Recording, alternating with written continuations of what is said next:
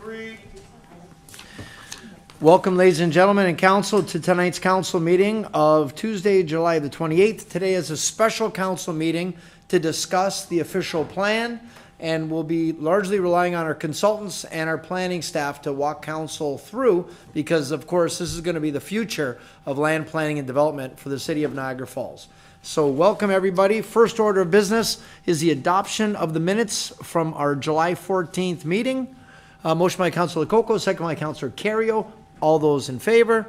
That's unanimous. Thank you for that. Not sure why it's written twice on the agenda here, but okay. It's just a link. Just a little link, okay. Disclosures of a pecuniary interest. Do we have any conflicts of council?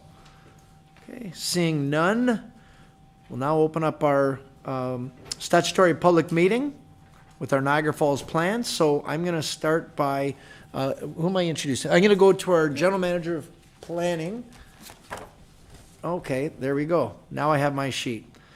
I'm going to go to our clerk, and I'm going to ask her to please introduce the next item on the agenda.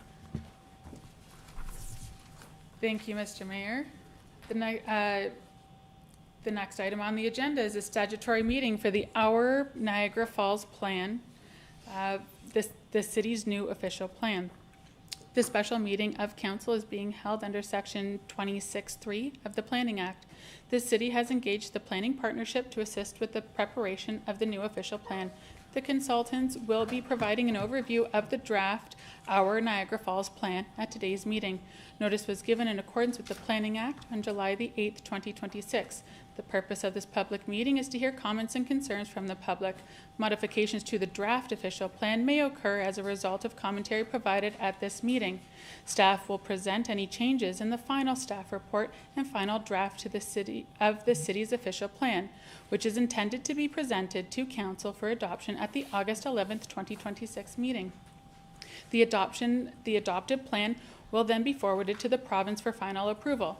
The Ministry of Municipal Affairs the Ministry of Municipal Affairs and Housing is the approval authority for the city's new official plan, pursuant to Section 17, bracket 36.5 and bracket of the Planning Act. The minister's decision is final, and there is no appeal in respect to the minister's decision.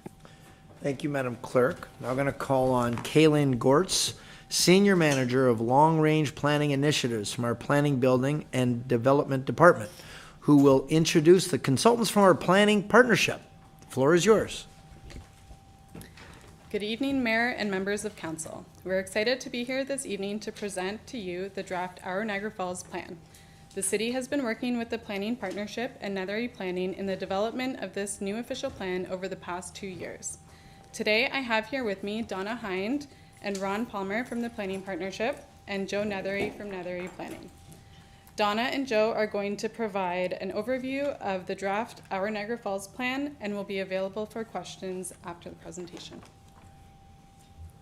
Thank you. Great. Welcome. Thank you very much, Mayor and members of Council. I'd like to go to the next slide and begin with the land acknowledgement. Am I clicking it? Okay. There we go. With the aim of educating our community and acknowledging the many land treaties that overlay the city of Niagara Falls and Niagara region, we acknowledge and thank the Indigenous peoples who were stewards of this land for millennia before us. A quick overview of the project status. We are here in phase 5, presenting the official plan. We had our statutory open house a week and a half ago, and we are here tonight at the public meeting. We are reviewing the inputs that we've received to the official plan over the last several weeks. We will be preparing the final official plan. We're here tonight at council, and then as was mentioned previously, it goes to the province for approval. A quick snapshot on the engagement. You told us right from the beginning of our project that you wanted all of the work to be embedded in engagement. So we have worked through every phase of the exercise, reaching out to the community through public open houses, with one-on-one conversations, with an online survey. We've had pop-up events. We've worked in partnership with our city staff team to make sure we were reaching out to as many people as we could. We worked with a terrific group of young people from the city who helped us in the earlier phases reach out to connect with the elementary schools and the folks and the kids at high school. We've had many meetings with our city staff team, with a technical advisory team.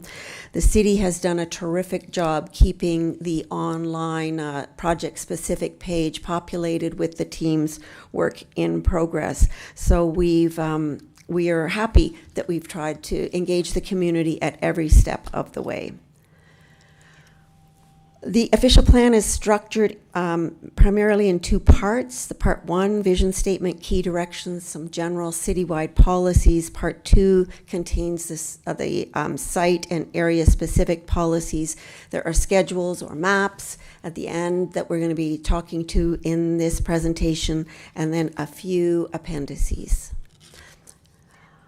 So we'll walk through each section of the document high level. The first section includes the vision statement. We've talked about the vision statement a few times before council.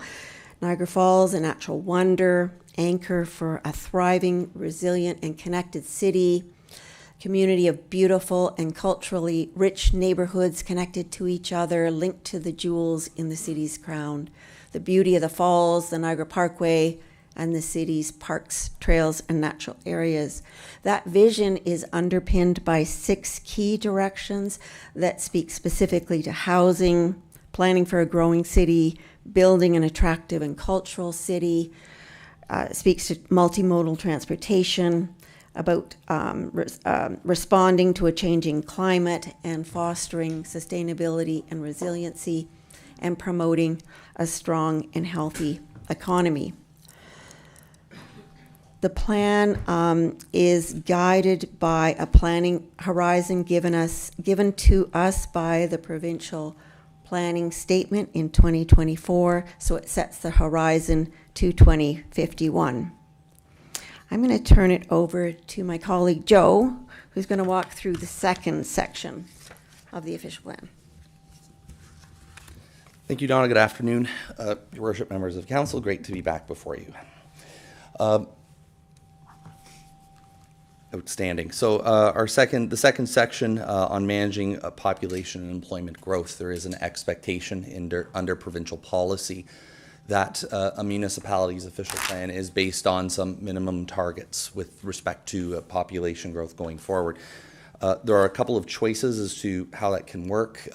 With the recommendation that would be in our Niagara Falls plan is using the numbers from the Niagara Region official plan, which have gone through a provincial approval process and vetting exercise, which is entirely consistent with the provincial planning statement from 2024.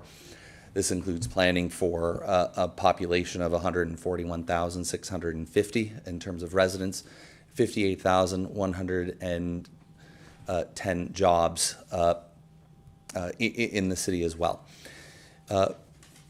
We know, and you know, through previous exercises and master planning exercises that have come through you about staff's work with respect to land capacities and land availability that is already approved and in your system. It remains our opinion and embedded in the draft our Niagara Falls plan that there is existing approved lands. Still have to go through the downstream processes, mind you, to accommodate a potential population of 180,000 and just approaching 74,000 jobs as well. That's a particular theme and that you will hear throughout our presentation and staff's responses to questions as well going through this today. How that works from a growth management perspective is making some assumptions and setting some targets with respect to how much intensification is appropriate, where it is appropriate, what minimum density targets in particularly key strategic growth areas where redevelopment is primarily targeted to occur, helps to deliver on that vision as well. in what we used to call greenfield lands and we now call designated growth areas, a number of which were approved through the region's official plan work a few years ago. We similarly set similar density targets as well for how much, and a similar target in unemployment lands as well, in order to help underpin and understand where those numbers and figures come from. They also remain minimum targets, that's which we use as supports for planning for infrastructure, community service needs, and what have you. And that minimum is enshrined in provincial policy, and all municipalities are expected to, I'll say, do their part in that regard. How that works from a geographic perspective, on the understanding that these maps are all viewable online and scalable on your home computers, is by defining a community structure. This takes a transect-oriented approach with highest densities in particularly important centers and core areas in the city. These permissions already exist in these locations. And this is where these form those core areas, those centers and those corridors where redevelopment is intended to be focused and centralized.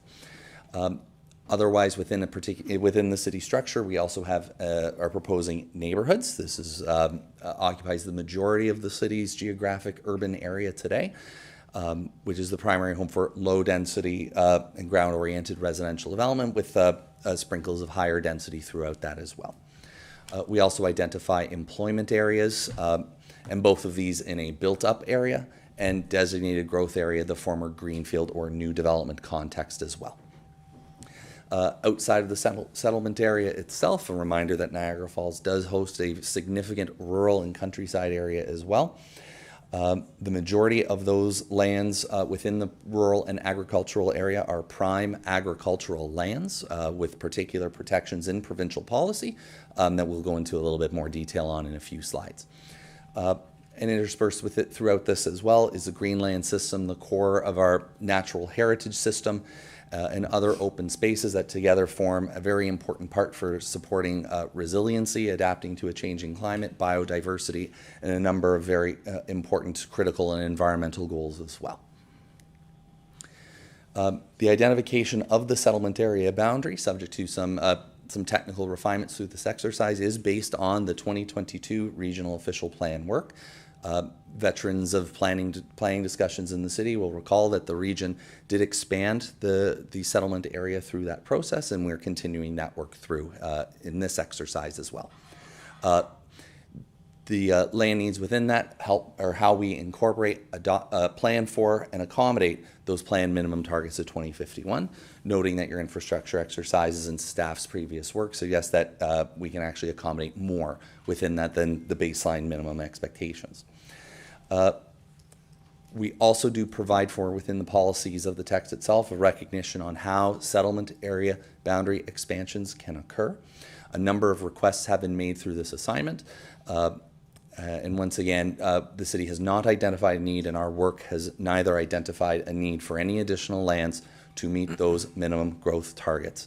The city has enough land to do that in existing state today. Into Section 3 of the first part of the official plan are a range of citywide policies, largely tied to and built upon those initial 6 big moves.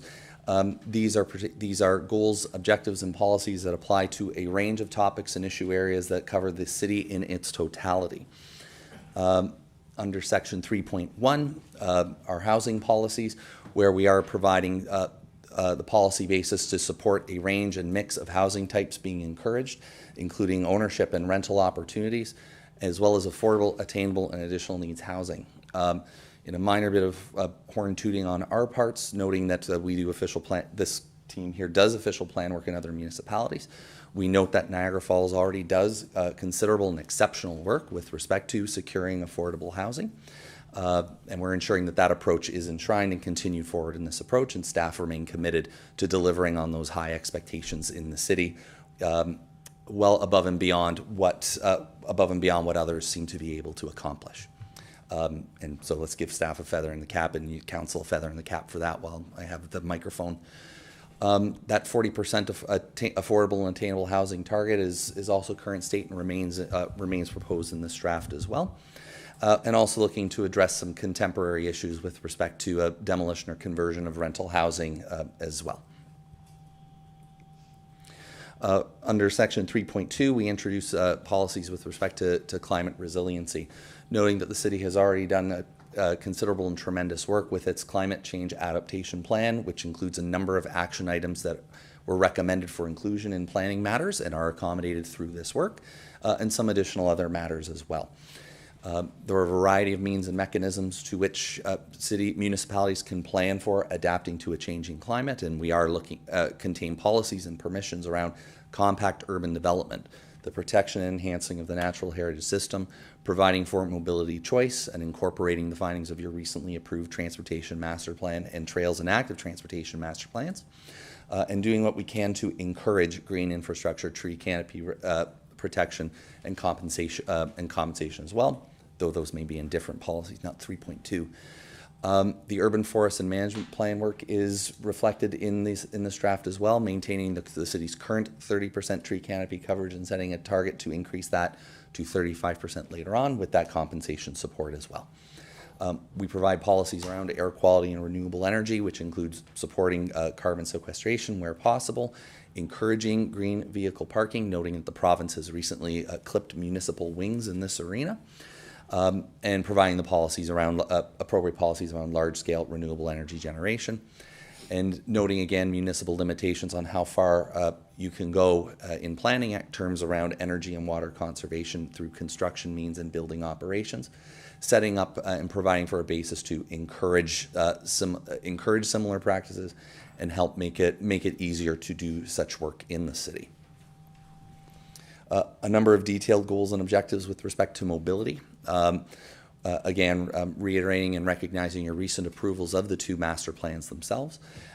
We establish and provide the basis, again, for mobility choice, supporting and providing the basis for road widenings, infrastructure requirements, active transportation infrastructure requirements, and also providing for complete streets design policies as well, and the basis for transit supportive development. Noting again that official plans say and set an awful number of goals and objectives, there remains considerable work to do once this is done to achieve and continue to implement those objectives. Under section 3.4, under an attractive and cultural city, we do provide for a number of design criteria for built form types, low-rise, mid-rise, and high-rise buildings. Included within those particular design policies, we do talk about building placements and orientations, building entrances, proximity to amenities, and a number of items that city staff are already undertaking and implementing through development applications and that review work as well. We also provide for those evaluative criteria within policies in order to form the basis for such reviews and assessments in that downstream work. We provide for enabling policies to apply crime prevention through environmental design as well, and identifying those key elements that we know through years of design practice help to provide for safe communities through environmental design itself. Clear sight lines, appropriate landscaping, fencing, lighting, windows, and those sorts of items that help create those warm and welcoming spaces for all.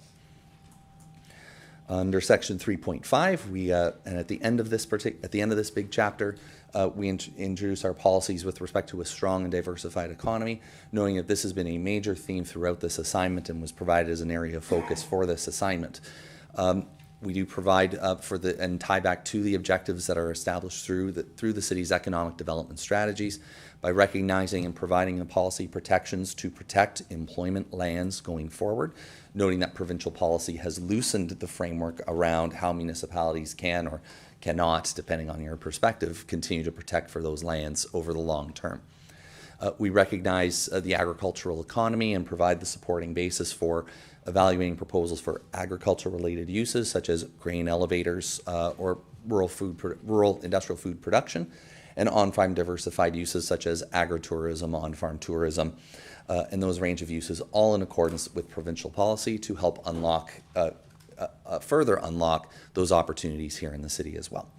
Unless we forget, we have also provided for objectives around ecotourism and ensuring that the city can look favorably upon those opportunities where they appropriately present themselves. All right, we've now made it to Chapter 4. Onward we go. Our general land use policies compatibility. Just before we do, is there any questions so far that you've heard on Section 3 that anyone wanted to address at this point? Okay, thank you. Anytime, Your Worship. These are focused policies targeting individual issue areas that will span multiple designations or multiple scenarios instead of repeating them 14 times. A big part of streamlining and shortening this policy text is to put it all in one place and where those situations would apply. So we have two chapters, 4.1 and 4.2, that speak to uses that would be permitted in all designations. Really, I'll frame it as boring and enabling stuff such as accessory uses. If I have a store, parking associated with that is okay. Enabling permitted parks, open spaces, public service facilities, small renewable energy systems, infrastructure. The city's policies with respect to vacation rental units are found in here, noting that they are proposed to be permitted in a handful of higher intensity, higher density designations. And if someone is looking to do that elsewhere, a planning application would be required along with the full public process. And some of those uses that would be permitted in multiple designations with development criteria that are associated with them, we've done our part to try and centralize those criteria in this one place. So picking on an example, if somebody is looking for particular information on a home occupation, short-term accommodation, home industry, maker spaces, we find those policies all in that one place. These are the criteria that matter, and eventually filter their way down and through into various municipal bylaws, including but not limited to zoning. Under 4.3, we have a number of policies with respect to compatibility of development. These include both industrial, commercial, noise-related uses adjacent to what we would call sensitive land uses, such as housing or schools or daycares, and how that transition can be handled through various studies, setbacks, or protections as is appropriate. This also includes the further detailed series on urban design transition and that compatibility around height transitions as well. Noting Niagara Falls has a not high, well, that's not correct, has a unique composition of very high density, high tall buildings and adjacency to low density residential. Our Niagara Falls plan contains some detailed policies on how some of those transitions can be handled based on the design team's experience in some large urban centers. Generally speaking, our Niagara Falls plan as written includes the various relevant policies that allow staff to tie back into provincial standards and provincial studies to review and assess the application proposals that come forward, with some other specific use policies tied to some specific uses that have long existed in the city as well, and the city has already done considerable study on. Coming back to those design policies around built form, our Niagara Falls plan contains the detail that I've been alluding to thus far, setting a standard of 3 stories or less for those low-rise buildings, and then a series of designations where they would be permitted. Following later on in the draft plan itself, mid-rise of 3 to 8 stories, and high-rises of 8 to 32 stories. There are height variations that are also proposed in this section, provided certain design criteria are met. And noting that within the proposed entertainment district centered around the core existing tourist district area itself, not proposing a maximum within that district, noting that those design policies around compatible transitions of heights remains proposed to apply. Just because there is no maximum does not mean that anyone can build to the moon.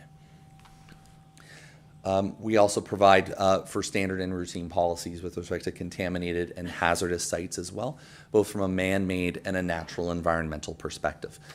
This will also include some new mapping that the province is now making available in municipalities around the potential presence of karst, which may not come to a surprise of anybody who understands that the Niagara Escarpment is a limestone feature, and obviously has some intriguing landscape and parts within that. We now make it to section 5. I will keep on trucking. These are the individual detailed land use designations themselves. I got a few slides here, so let's keep rolling. I bring you back to that first Schedule 1 map that appeared on an earlier slide. We have a series of land use designations that are tied to strategic growth areas. This is a term tied to provincial policy. It's implemented through a series of designations that's intended to provide for and encourage that redevelopment and intensification of otherwise underutilized sites. The benefit to providing for those areas is signaling to the city and the region where it is most prudent to make those infrastructure investments themselves. They're generally focused on key transportation corridors and existing and planned mixed-use centers that exist. These designations all broadly mix higher intensity, higher density residential, commercial, and tourism uses in a variety of forms and functions depending on context. Those series of land use designations themselves, we introduce those on Schedule 2. We introduce them on Schedule 2, and I introduce them through these following slides. So within the mixed use 1 designation, this is where we're looking at proposing low and mid-rise buildings, providing for residential and related uses, places of worship. It can occur in a standalone or a mixed use form as well. That mixed use 1 generally applying along some of the corridors with shallower or narrower lots. Where we have deeper lots, we get a little more into the nice oven roasted salmon color, Lundy's Lane in particular centers, where we would be, our Niagara Falls plan contemplates mid-rise and high-rise buildings that we obviously have to focus on and would require compatibility to adjacent buildings and land uses themselves. Again, looking to support residential uses, institutional uses, commercial uses as well. So a little taller, a little more dense in these locations. We include a Queen Street downtown mixed-use designation. I believe we are standing in it in this moment. This would recognize the protected major transit station area status around the historic train station that already exists in policy documents as well, or in your planning policies today, rather. Supporting apartment dwellings, mixed uses as well, institutional uses. There is a minimum density expectation in this area as in this designation as well, and we contemplate that in mid-rise and high-rise forms. The entertainment district, this would be the focus of the highest intensity development within the city that already exists in that form today, and there remains additional lands for such development in this area. We are here to support the province's Destination Niagara strategy as being a particularly central area for this. The proposed permissions are for mixed use residential apartment buildings above ground floor, but reserving those first stories for that interactivity and commercial function to support that walkability, that intensity of use, that destination and center focus. All building forms are proposed to be permitted depending on your context and the criteria that would apply. The entertainment generation districts applies to, I believe, 3 total sites as proposed. The intent is for this designation to recognize the potential of these lands for full-day, year-round tourism generation. It remains our intent, and we've heard from council both, I believe in your current form, but certainly in previous forms with previous members, the importance of ensuring that tourism function is recommended here, and staff have kept us accountable in this regard. We are generally looking at permitting commercial and associated uses, those tourism supporting commercial uses as well. You do not see residential uses on this as well. These lands are intended to follow through some form of a public process in order to ultimately define what would be happening on those spots and what form does that take. Our last strategic growth area designation that is proposed is the South Niagara Hospital District. Again, recognizing existing sites, but also with some corridor-oriented spines off of that that are in existing secondary plans, focused on the hospital. And generally speaking, when a new large hospital happens, there is a usual follow-up and knock-on effect with respect to medical offices and supportive commercial as well. We are looking to propose all those uses as well.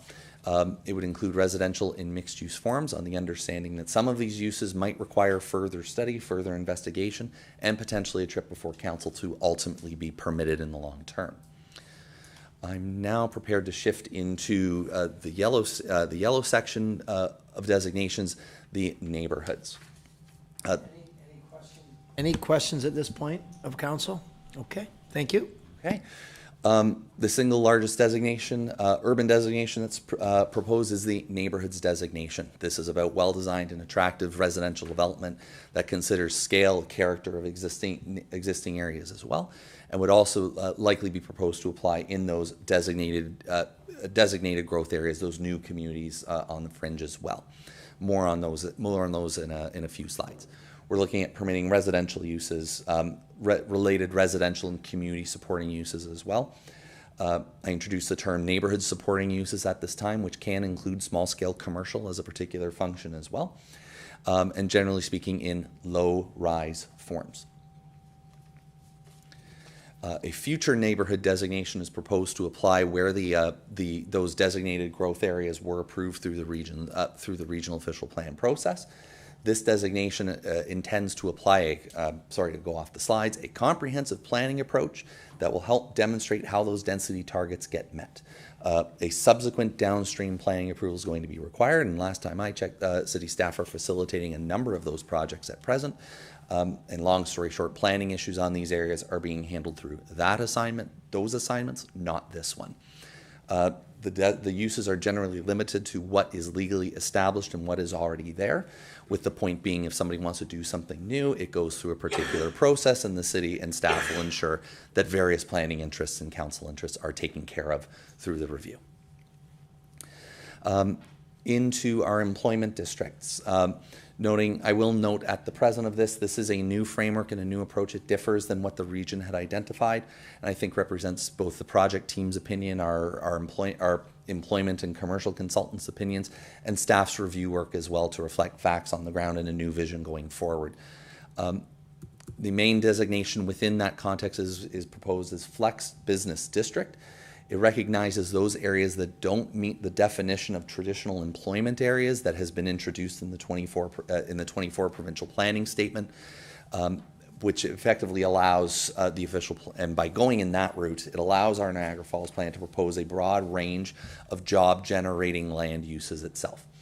It's not intended to be an employment area under the 2024 provincial planning statement. And so therefore that can include service commercial uses, retail uses, in addition to traditional employment uses as well, such as factories or manufacturing, processing, warehousing, assembly. Residential is not permitted in this area, and the draft our Niagara Falls plan does include, I'm going to say conversion criteria, though I don't think conversion is the jargon term anymore. If somebody is looking to introduce residential in those areas, there are specific criteria and tests that need to be assessed, and it affords council the ability to make a decision on the long-term future on those sites. That hardcore traditional employment area designation is also proposed on those sites for, and my jargon term for it is the biggest, the noisiest, the stinkiest, the largest, those traditional factory type and warehousing type uses as well that are ultimately there, whose lands and adjacencies are hoped to be protected from those more sensitive land uses such as housing or daycares that may result in an operational conflict for those larger industrial uses going forward. Though that is tied to the employment area framework within the 24 provincial planning statement as well, meaning that the list of proposed uses is much tighter in this designation than others. I've also been asked to take a second to focus on the former airport lands, which, as council knows, are in the city's ownership at this time. So it is proposed in the draft our Niagara Falls plan to show this as a potential new employment settlement area. It is located within, and we also maintain this mapping overlay, this future employment corridor that was identified by the region in 2022 in their official plan. The land area of those former airport lands is generally equivalent to the amount of land that no longer meets the definition of employment area through those designation shifts that I just described over the past couple of slides.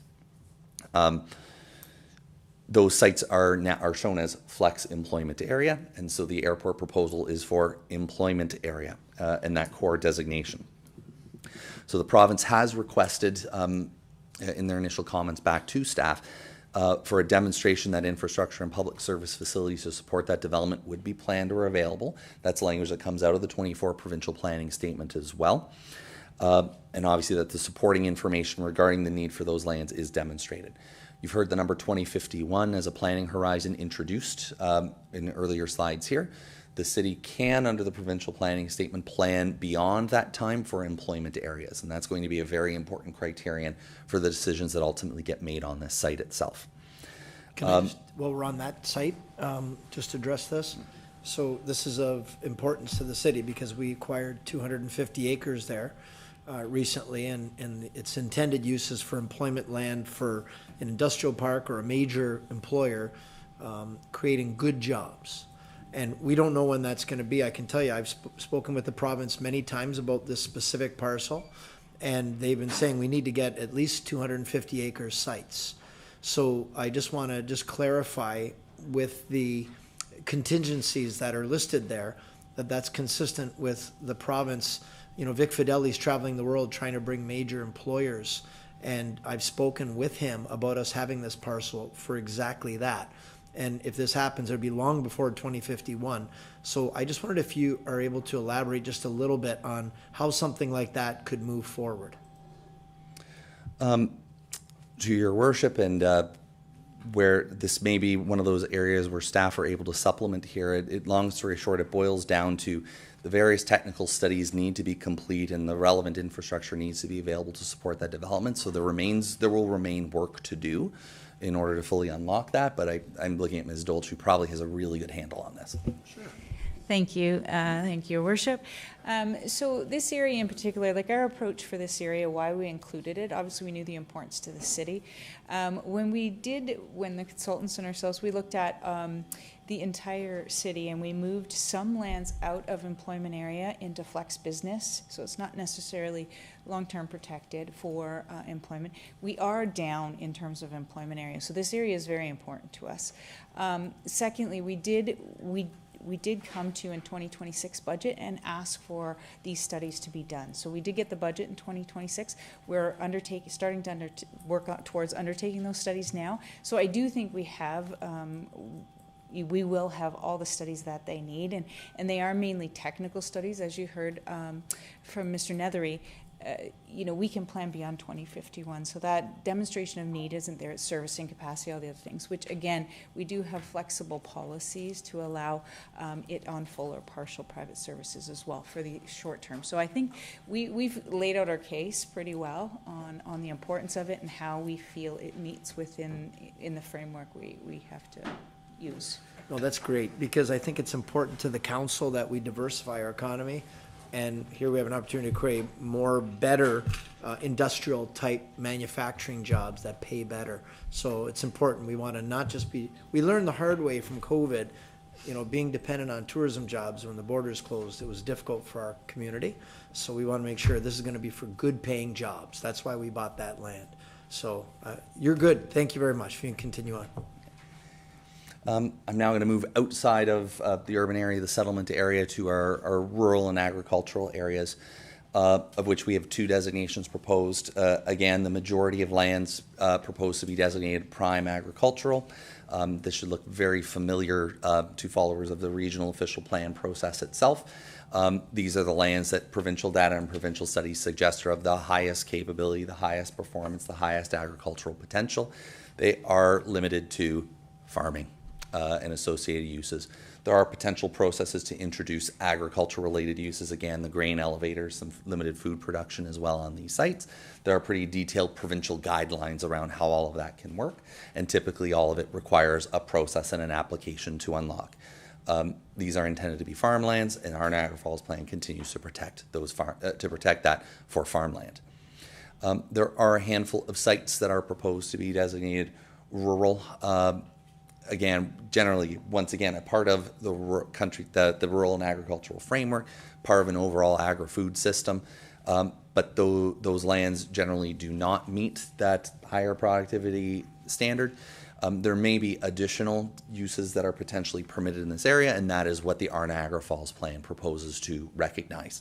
Some of that additional flexibility on some of those theoretically lower productivity, lower protected lands. And again, limited to, I was about to say 2 sites, I think, and I think one of them has a power plant on it. So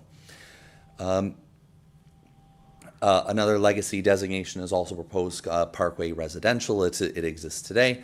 Long story short, it's about recognizing that ribbon residential development along the Niagara Parkway itself. I am pleased to report I am over 2/3 of the way through the deck. We move into section 6 on the Greenland system itself. And generally speaking, this is a designation, a series of designations that transcend the settlement area, the urban area boundary itself. We have those green spaces, those natural features within urban Niagara Falls itself. We have considerable opportunities within urban Niagara Falls for enhancement of those systems and providing for additional environmental functionality and flexibility and resiliency, and also a pretty significant and integrated network within the rural area of those key features and functions. In here is where you find our designation, our parks and open spaces designation. Generally speaking, it permits parks. Also recognizing various trails and linear corridors within the city with the intent of providing parks and recreation facilities and a very significant opportunity for enhancement, especially under city leadership, as last time I checked, the city is the owner of the majority of these lands. We are providing a designation that recognizes Niagara Parks lands, as you will all know. The Niagara Parks Commission is subject to its own legislative framework. It has its own powers and permissions over what it can do with its lands. We've heard consistently as a consulting entity since day one on this assignment that the relationship between the city and the NPC is strong, and all we're trying to do is ensure that that is recognized through this designation, understanding their framework, their processes, and the importance of that collaborative work together. Just on that point, so to clarify, what you're saying is the city doesn't have planning authority over the Niagara Parks Commission? That's correct. Okay. Bingo. Next up is a single blob designation, but it has some very important segmentation within it. We are proposing a single designation for the Niagara Escarpment Plan areas. The policy framework is very simple that is proposed. It's that the Niagara Escarpment Plan applies. So under the Niagara Escarpment Plan, again, a provincial plan, city decisions need to be consistent with that plan. In trying to keep the text of our Niagara Falls plan shorter, concise, and streamlined, we are very simply pointing to the importance of that plan and its myriad of designations and protections within it, including limited urban policies all the way through to potentially some specialty crop identification as well. It looks like one color. It's actually a very integrated and complex policy framework under provincial direction. We're going to include at this point our Schedule 3-1, which is the natural heritage system itself. The natural heritage system is noted in the staff report. This is all about recognizing those linkages between and among significant natural heritage features and their areas, along with a water resource system as well, and an agricultural system within that. All of it generally working together to provide for that overall approach to environmental planning in municipalities. The policies that are developed recognizing a significant shift in policy with the removal of the growth plan for the Greater Golden Horseshoe that provided for a provincial natural heritage system. What is shown up onto this has been developed for this assignment itself. The policies that are in there reflect the protections with, let me restart that. The policies in here reflect the protections that are identified and required within the provincial planning statement. It also provides for additional components that allow for some flexibility in study, all of which are consistent with the provincial planning definition of a natural heritage system and a municipality's ability to provide for additional protections where necessary. Development within the policies, the province has noted that natural heritage features must be appropriately protected in accordance with the provincial planning statement and applicable plan policies. City staff will acknowledge that those policies do go above and beyond, as proposed, those minimum standards. The province has recommended, as noted in the staff report, that those features could be identified as an overlay with the point being that some of the agricultural work would show as the primary use of land. It's been the consulting team's advice to the city in finalizing this content. That would provide less protection from development based on experience elsewhere. So we do continue to recommend a core designation that recognizes the significant natural heritage features that have those protections built into provincial policy as well, noting that development and site alteration is not permitted in a number of those features as well, or will require the relevant environmental studies in order to demonstrate no negative impacts on the features themselves. Excuse me, I'm sorry. We have a question, Councillor Patel. Thank you, Mr. Mayor. I have a question. When you say provincial, those are basically provincial wetlands that we're protecting, the heritage of the system. Are we going above and beyond? Are we adding more protection than what province requires in this official plan? Through your worship, I'm going to refer that question to staff. Ms. Goerz? Through the mayor. So we do have kind of two components to the natural heritage system. So the first piece is the significant natural heritage features designation. That reflects what's included in the provincial planning statement. Then we have the kind of other component overlay, and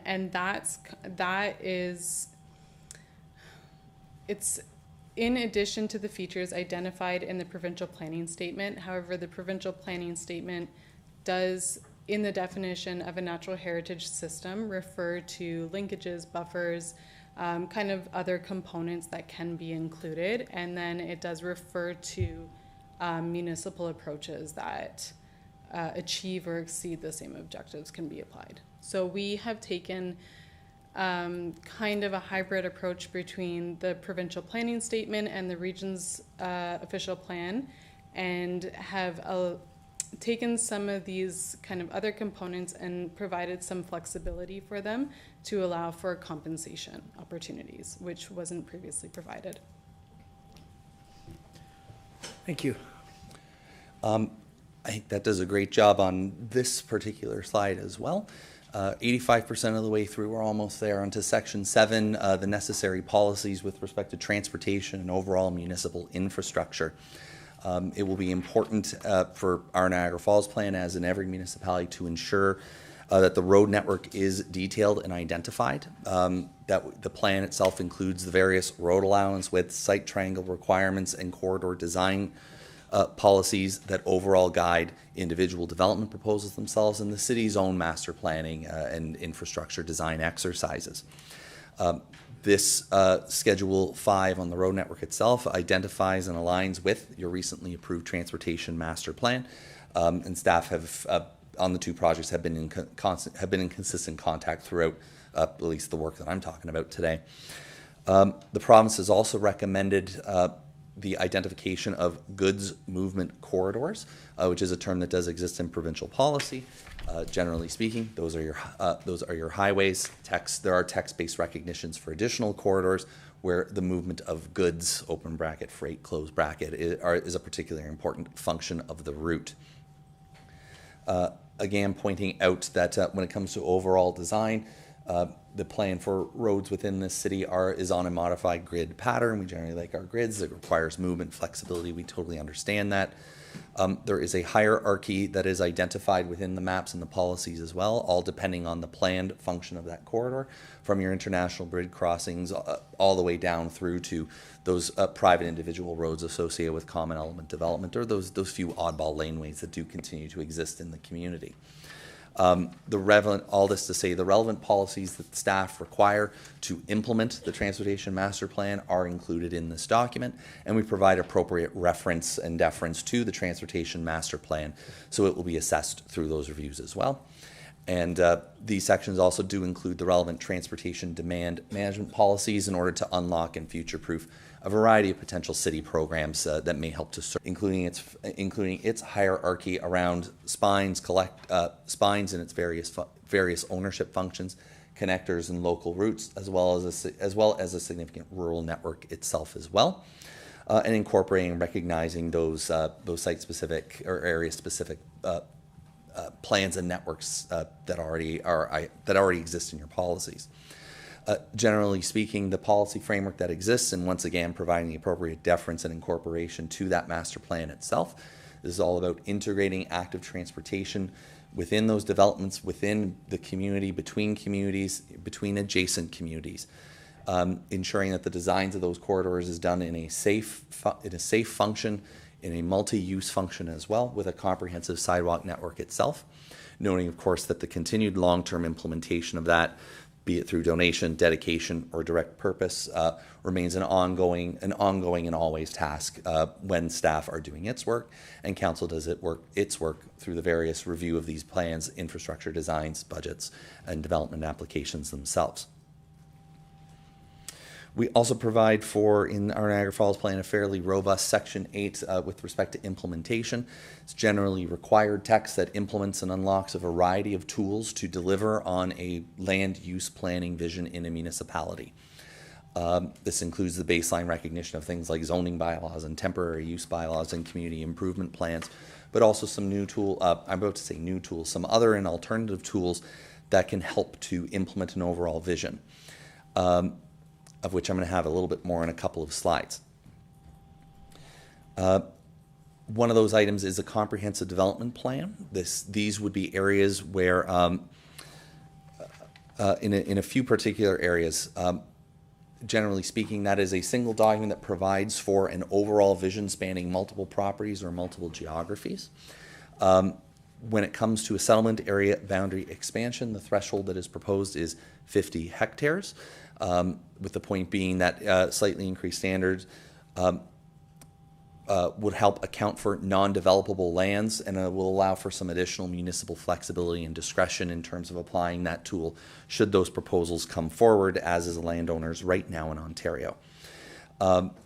It may, notwithstanding that threshold itself, it will still be, even with that, it is anticipated and proposed to be required for all boundary expansions to ensure that we're providing for that the city is providing for that compatibility in land use permissions and built form itself.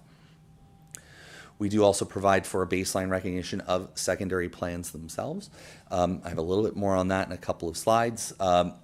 We are also providing for a comprehensive development plan functionality within the settlement area itself, proposed on select sites only, where we have parcel fragmentation today, and if redevelopment was to occur, there should be increased consideration of what's happening on the lots next door to ensure that the whole of its totality can eventually be redeveloped and not necessarily freeze somebody out in an inefficient fashion, which would run counter to provincial interests and policy.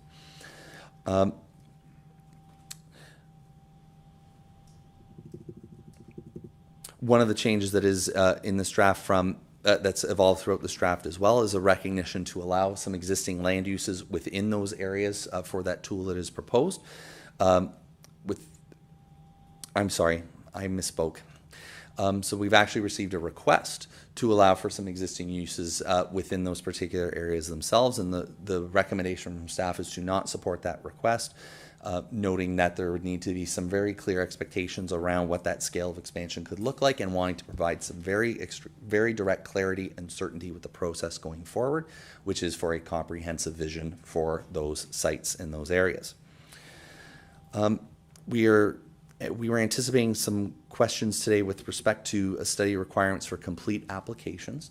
We note that through Bill 98 that the province is proposing some changes that would standardize the request for what could be requested as part of complete applications in the province.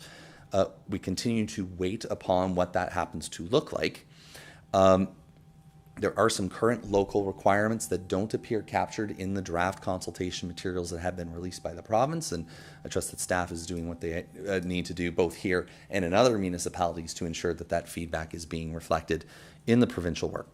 Because that work is not yet finalized, it will be very important that our Niagara Falls plan includes policy direction in this regard. The provincial expectation is that it doesn't add new items, and then in receiving provincial comments, they did ask for a couple of new items. So, you know, on one hand, don't do new stuff. On the other hand, we think they should do two new things. Don't worry about it. Staff and the consulting team will take care of navigating that through the finalization process. So that brings us to the end of the first part of our Niagara Falls plan. There is a second part that is proposed, which would contain the detailed policies for specific areas or on a site-specific basis. Despite any and all land use planners' best attempt to try and get rid of as much of that old stuff as is possible, sometimes it's just not entirely the case that it can be done. And so Schedule 4 consolidates all of those individual areas into a single location for ease of reference, of which we have a few recognitions. One of those remains the existing secondary plans, which are proposed to be rebranded as area plans. The general summary is that if those policies within the existing secondary plans are already captured or otherwise better reflected in the main heft of Part 1 that I've already gone through in this presentation today, it doesn't need to be repeated in this second part itself.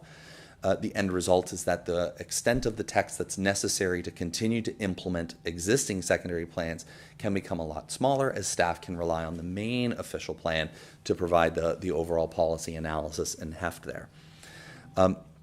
Some of those existing, those community development plan areas that I spoke about in an urban context are shown in green, and they are identified in the text as well. The individual one-offs on those site-specific basis are identified by an individual number and are captured in a part within the main policy, within the main text of Part 2 itself. Noting that we're able to streamline away a number of those site-specific policies today because the developments have already been built and are otherwise captured and reflected through existing permissions. With respect to ministerial zoning orders, we merely recognize and acknowledge their existence. Those provincial approvals that have been granted are outside of the city's purview at this time. That is, and there is not much that we can do about the existence of those provincial approvals, noting that the city was also active participants in the process for both of those. We also provide for a home in this section for future secondary plans, and reiterating one of my points earlier on, those separate processes and land use planning issues with respect to those those geographic areas are being handled through those processes themselves and will come before council for decisions through those project workflows themselves. No official plan would be complete without a series of maps, and we also have some appendices tied to them as well. A schedule, fancy talk for map or detailed text. Those are statutory elements. They are operative. They are heavily relied upon in order to provide for the interpretive route to implement our Niagara Falls plan and the current city official plan for that matter. I believe almost every single one of those maps found their way into the slide deck today. And we also can propose including some appendices which are designed to be non-statutory elements that provides for some flexibility downstream for providing updates and edits. They are generally here to support or explain the intent of policies with some additional criteria, those additional criteria that may come forward. This includes definitions, the location of natural hazard themselves, the criteria that are associated with the natural heritage features, a cultural heritage resources map, design guidelines from a variety of existing geographic areas, proposed infrastructure capacity allocation protocol, and an illustration of the application of building height policies across the city. And we did it 61 of 61. So in terms of next steps in completing the official plan project itself, you've heard from staff that it remains the intent to bring forward a recommendation report to an August 11th meeting. The recommendation would be for council to adopt that plan and some various incidentals associated with it. What happens there is a little bit of back of house paperwork and administration that are done by staff and the consulting team to bundle up the Niagara Falls plan and the project record off to the province for its approval. As noted in the introduction by Ms. Corbett, one of the changes in provincial legislation is that our Niagara Falls plan will go to the province for its approval. It does not go to the region of Niagara any longer. They do not have planning responsibilities. Upon that provincial approval, the existing city official plan and the regional plan as it exists and applies within the city of Niagara would be officially rescinded, and there is one official plan going forward. So thank you for letting me walk you through this document. I turn it back to you, Your Worship, for any questions you may have of the team. Thank you, Mr. Nethery. Appreciate that. So I've got Councilor Coco, then Peter Angelo. Thank you, Mr. Mayor. Thank you, Mr. Nethery. I do have some questions based on the actual official plan. I prepared that before this presentation was put on, so I have some very specific questions. Regarding the phasing in the official plan, it says that there's a time limit for approvals that the city can manage our infrastructure allocation. I have spoke with staff, but these are some comments that I would like put in the public meeting because people are asking about them. So if a developer is not on track and the city removes the allocation for the infrastructure that we were going to work with them, is there any liability towards the city, or is there any effect on the budget that might affect the taxpayers if we are allowed to remove infrastructure allocation? So I don't know, we'll go to Ms. Dolch. Thank you, Worship. So the infrastructure allocation, there's obviously specific policy, and it provides general guidance if you're out of phase or things like that. And the reason we do that is because obviously as we prepare our development charge background study and all the other things that feed into how we're going to proceed with servicing, it kind of lays out the path and where we're going to go next. And we want to make sure with this allocation policy that, if there's some commitment in the phasing policy, if there's some commitment for phasing, we want to understand it's based on the DC schedule. We can modify, and Mr. Nickel can attest to this, projects move around all the time depending on who's coming in, what's happening, who comes first, who comes second. But we always have to keep in mind that budget. So I don't think there's any liability. It's just making sure that if you're going to go out of phase, how's it going to be done? Who's going to fund it? Where's the money coming from? All those things that we need to look for have to be considered. Great, thank you. A lot of people are concerned where vacation rental units are. In the past, we've had them in commercial designations, and now under this official plan, they've been moved to mixed use 2, Queen Street downtown mixed use and an entertainment district. I have talked with staff about providing a map what commercial designation was before and what the 3 new designations are. People are wondering if there's more opportunities for vacation rentals. So if we can have that at our next meeting or before, that would be very much appreciated. Yeah, did you want to deal with that? Yeah. Thank you, Worship. Yes, we can work on that. It takes us a little bit of time. We do have, just for people's awareness, on our website, on our Lextalk page, the slider tool, which shows you what it was before and what it is now. So a great example is the mixed use 2. There is more mixed use 2 on our new official plan versus what was in tourist commercial before. They may have been residential before, now mixed use 2. So you'll see some additional lands added for VRUs for sure. That might be good for some people who want VRUs, and that might not be good for people who don't want the VRUs next door. Thank you. In the housing, it talks about innovative housing types and tenures, co-housing, communal housing, life lease housing. Would this include things like container homes, tiny homes? And could you please explain what co-housing is and what plans do we have for this? I've already talked to Ms. Dolch about it, but I don't know who would like to speak to this. Giving Joe a break. Yeah. I'll take this one on a little bit. Innovative forms of housing are focused kind of mostly on tenure, how people live together. Co-housing is a good example, where a group of people get together and perhaps buy a big house and decide to live communally together without any legal separation in between the individual living spaces. That's what co-housing is. Most of the other ones are difficult, mostly because they're not recognized yet by the federal government as something that they can borrow against. So it's a bit complicated. In terms of other forms of housing, container housing, that would require a specific statement, I think, because a form of housing can have an impact on the neighborhood within which it is. Tiny housing, which is an interesting one, in my opinion, there's nothing that precludes it today. It's just a house that is small. So it's very interesting to start thinking about Quonset huts and containers and so on. Those are built forms that are different. Whether the house is big or small doesn't matter. And then the tenure of the housing, how people choose to share the cost or how the building is subdivided, that's a whole other conversation. But in general, the municipality should not be too concerned about various tenure arrangements because we're focused on compatibility with built form. Okay. Does that help? It does, and it leads into my next question, so maybe if you'd stay there through the mayor. Talking about co-housing, I've heard the term co-sharing, so I think it's the same thing. It's something that we need to look at.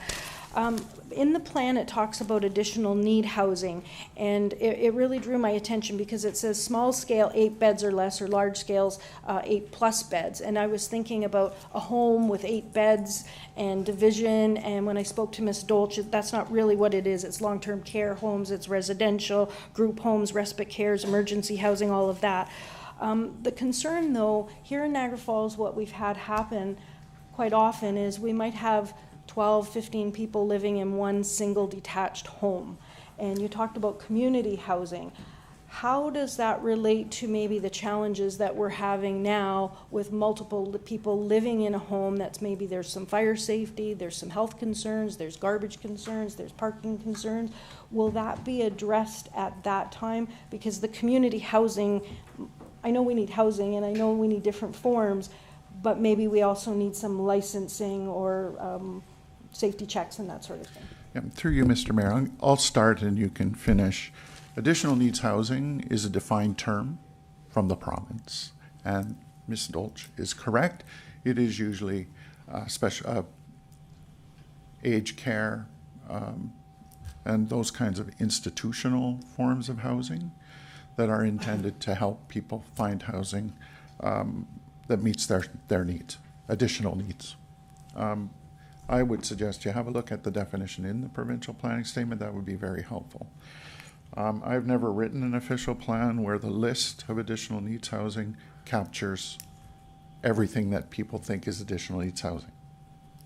Nonetheless, we make efforts to do so.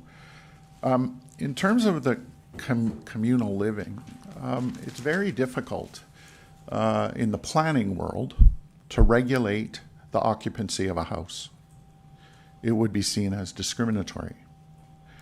We can't regulate the number of people in a house, how they're related or not. Those are not planning matters. However, there are many instances, and it does go a bit to municipal licensing, where it's simply not safe. Fire code, building code issues where there are too many people living in too small a space, including people living in a garage.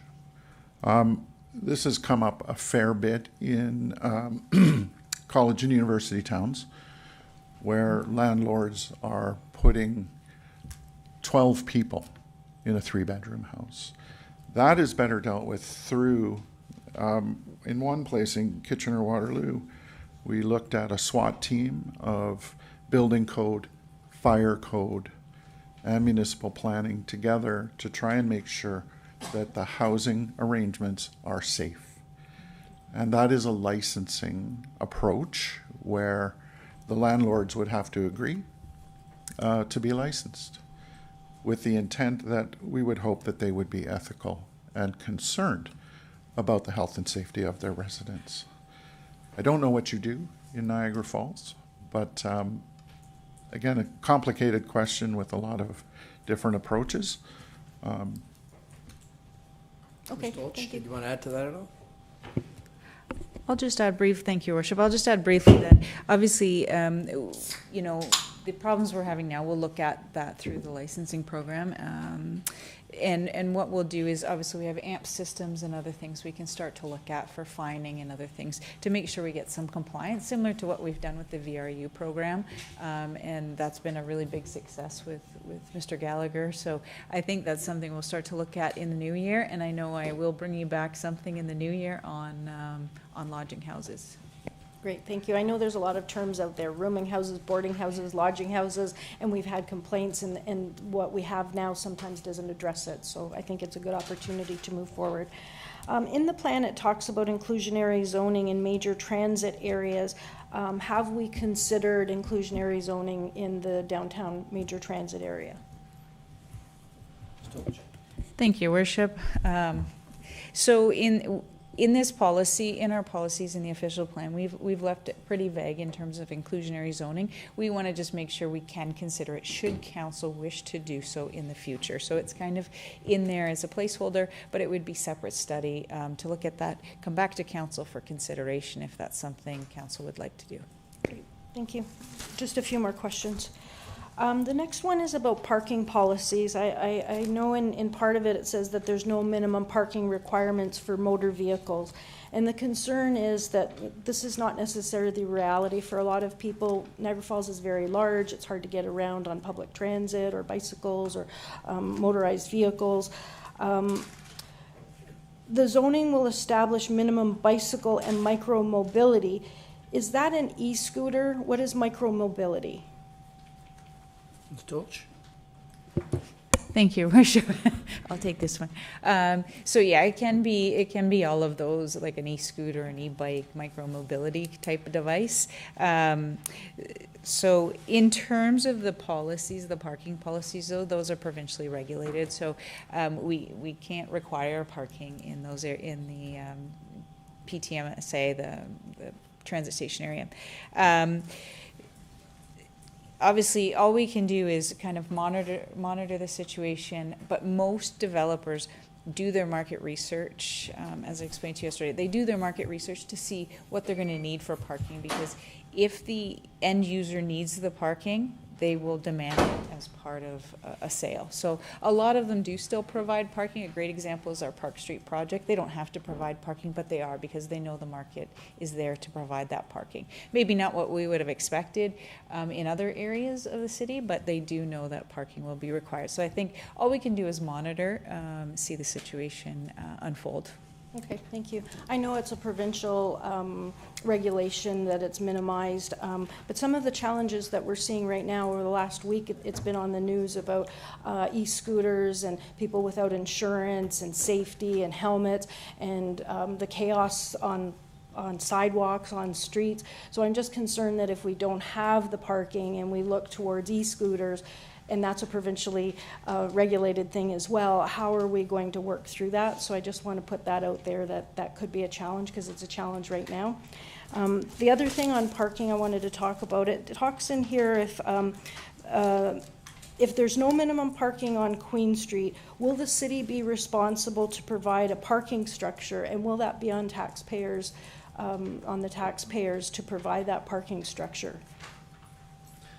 I don't know if Mr. Burgess, if you want to address or did you want to do it? Okay, we'll go to Ms. Dolch. Thank you, Worship. So I'll start, and if Mr. Burgess wants to jump in, but again, there's no minimum parking requirements. We'll see, watch it unfold. Obviously, if there's a parking demand issue long term, but we do have to remember we do have the GO station here. Hopefully, we're going to get better. You see the transportation planning system that both Municipal Works has been working on, active transportation, all those things.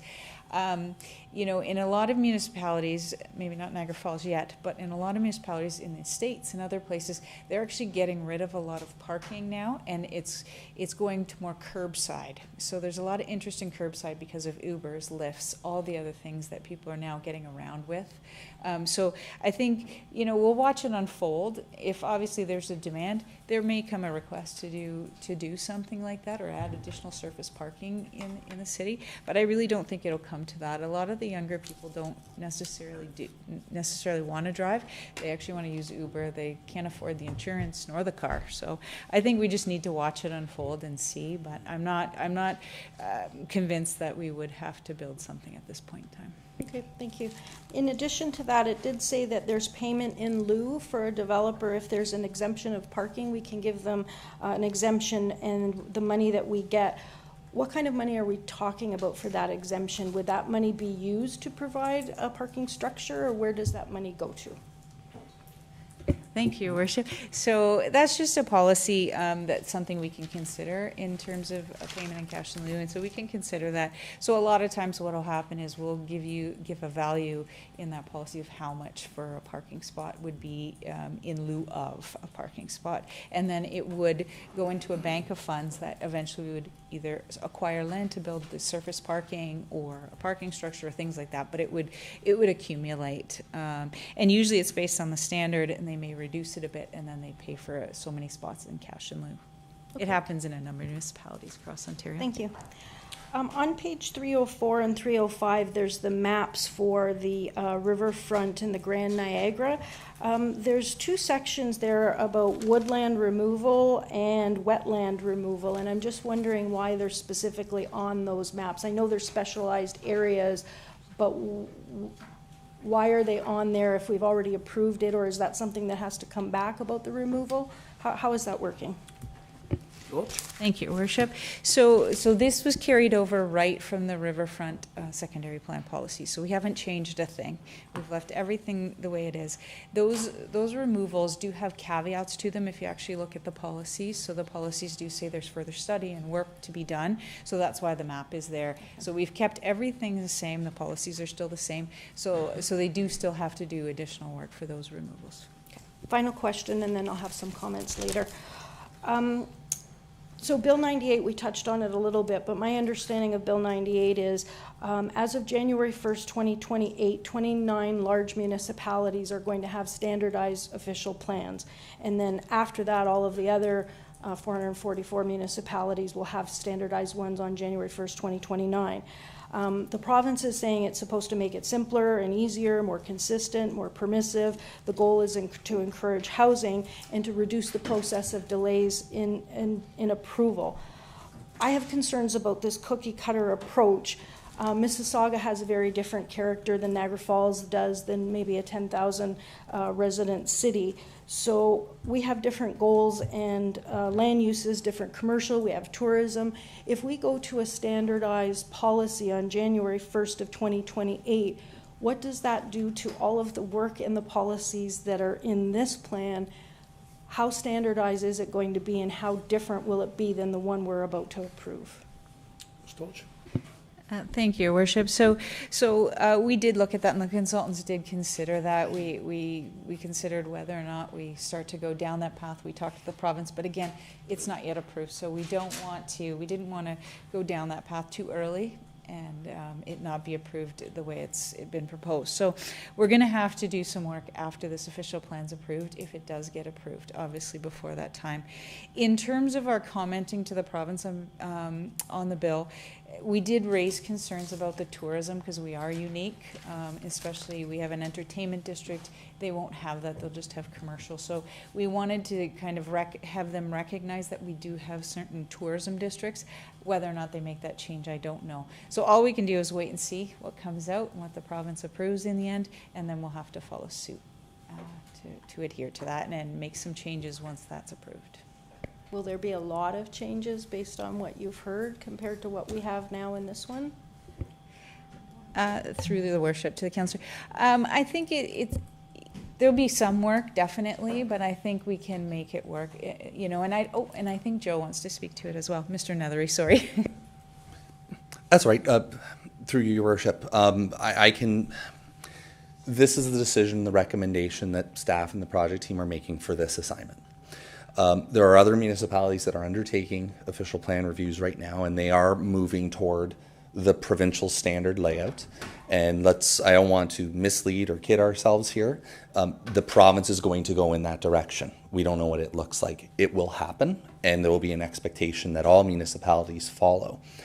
On those other projects that I'm working on, the work that was undertaken is a reordering exercise. So rather than policy 4.3 being where the 4.5 is where our brownfield policies are, it finds its way into 7.2 or something like that. So I would submit the baseline expectation would likely be a reshuffling at that point. You don't have to worry about that again. According to the regulation, we're looking at 2028 as being the point where the next exercise would have to consider that. And $20 says that there would probably be appetite on staff's part to look at a particular policy issue or something else at that point. All things that you can deal with at the next review. The baseline, reordering. Thank you very much, and I'll have some comments later on. Okay, Councilor Pietrangelo, then you, Stag. Yeah, thanks, Your Worship. I just wanted to make a comment in terms of next steps. I know I talked to yourself, I talked to Mr. Olch as well before the meeting. I'll just speak for myself personally. I think I would benefit from an extra session with staff. In camera would be great if we could organize something like that. And if other council members want to join as well. I just think that, you know, it would be nice to see both plans, like the official plan that we have in place now and the new official plan, and kind of compare them side by side, understand the fundamentals of the old one as opposed to the fundamentals of this one. There's a lot of reading that's here. I mean, our plan is over 450 pages. The comments were 450 pages or more. So it's a lot for us to digest. I think it would be good to have a session with staff and the consultants as well. And I'm not sure when you can schedule it. I don't want to, you know, really make that target disappear. I know staff have that big target of August 11th. They got to get this done. So, you know, if it's sometime in between now and then, that would be great, Your Worship. I'll make myself available. So we can address that. We're looking tentatively at a week today. Next Tuesday, that would be the 4th, I believe, and it would be from 3 o'clock, was it? It was suggested 2 to 5. 2 till 5. It was suggested 2 till 5. Does that work? Ms. Clerk, are we going to need to make a motion to do that, just that? Yes. Okay, so we'll do that at a later point, like after this? Yes. Lead us. Lead us. Through you, Mr. Mayor, resolution from what I understand from this discussion is that there's a request from Councillor Pietrangelo to have further education to be held in camera, from what I gather. A resolution can be formatted, presented, as we don't have necessarily one completed at this time, but perhaps once we're done the public meeting, we can add that. We'll do a procedural, waiving of the procedural bylaw to have that added and go through those steps. Good. So we'll do that after the public meeting that we're currently doing. Perfect. Any questions specific to the OP? Okay.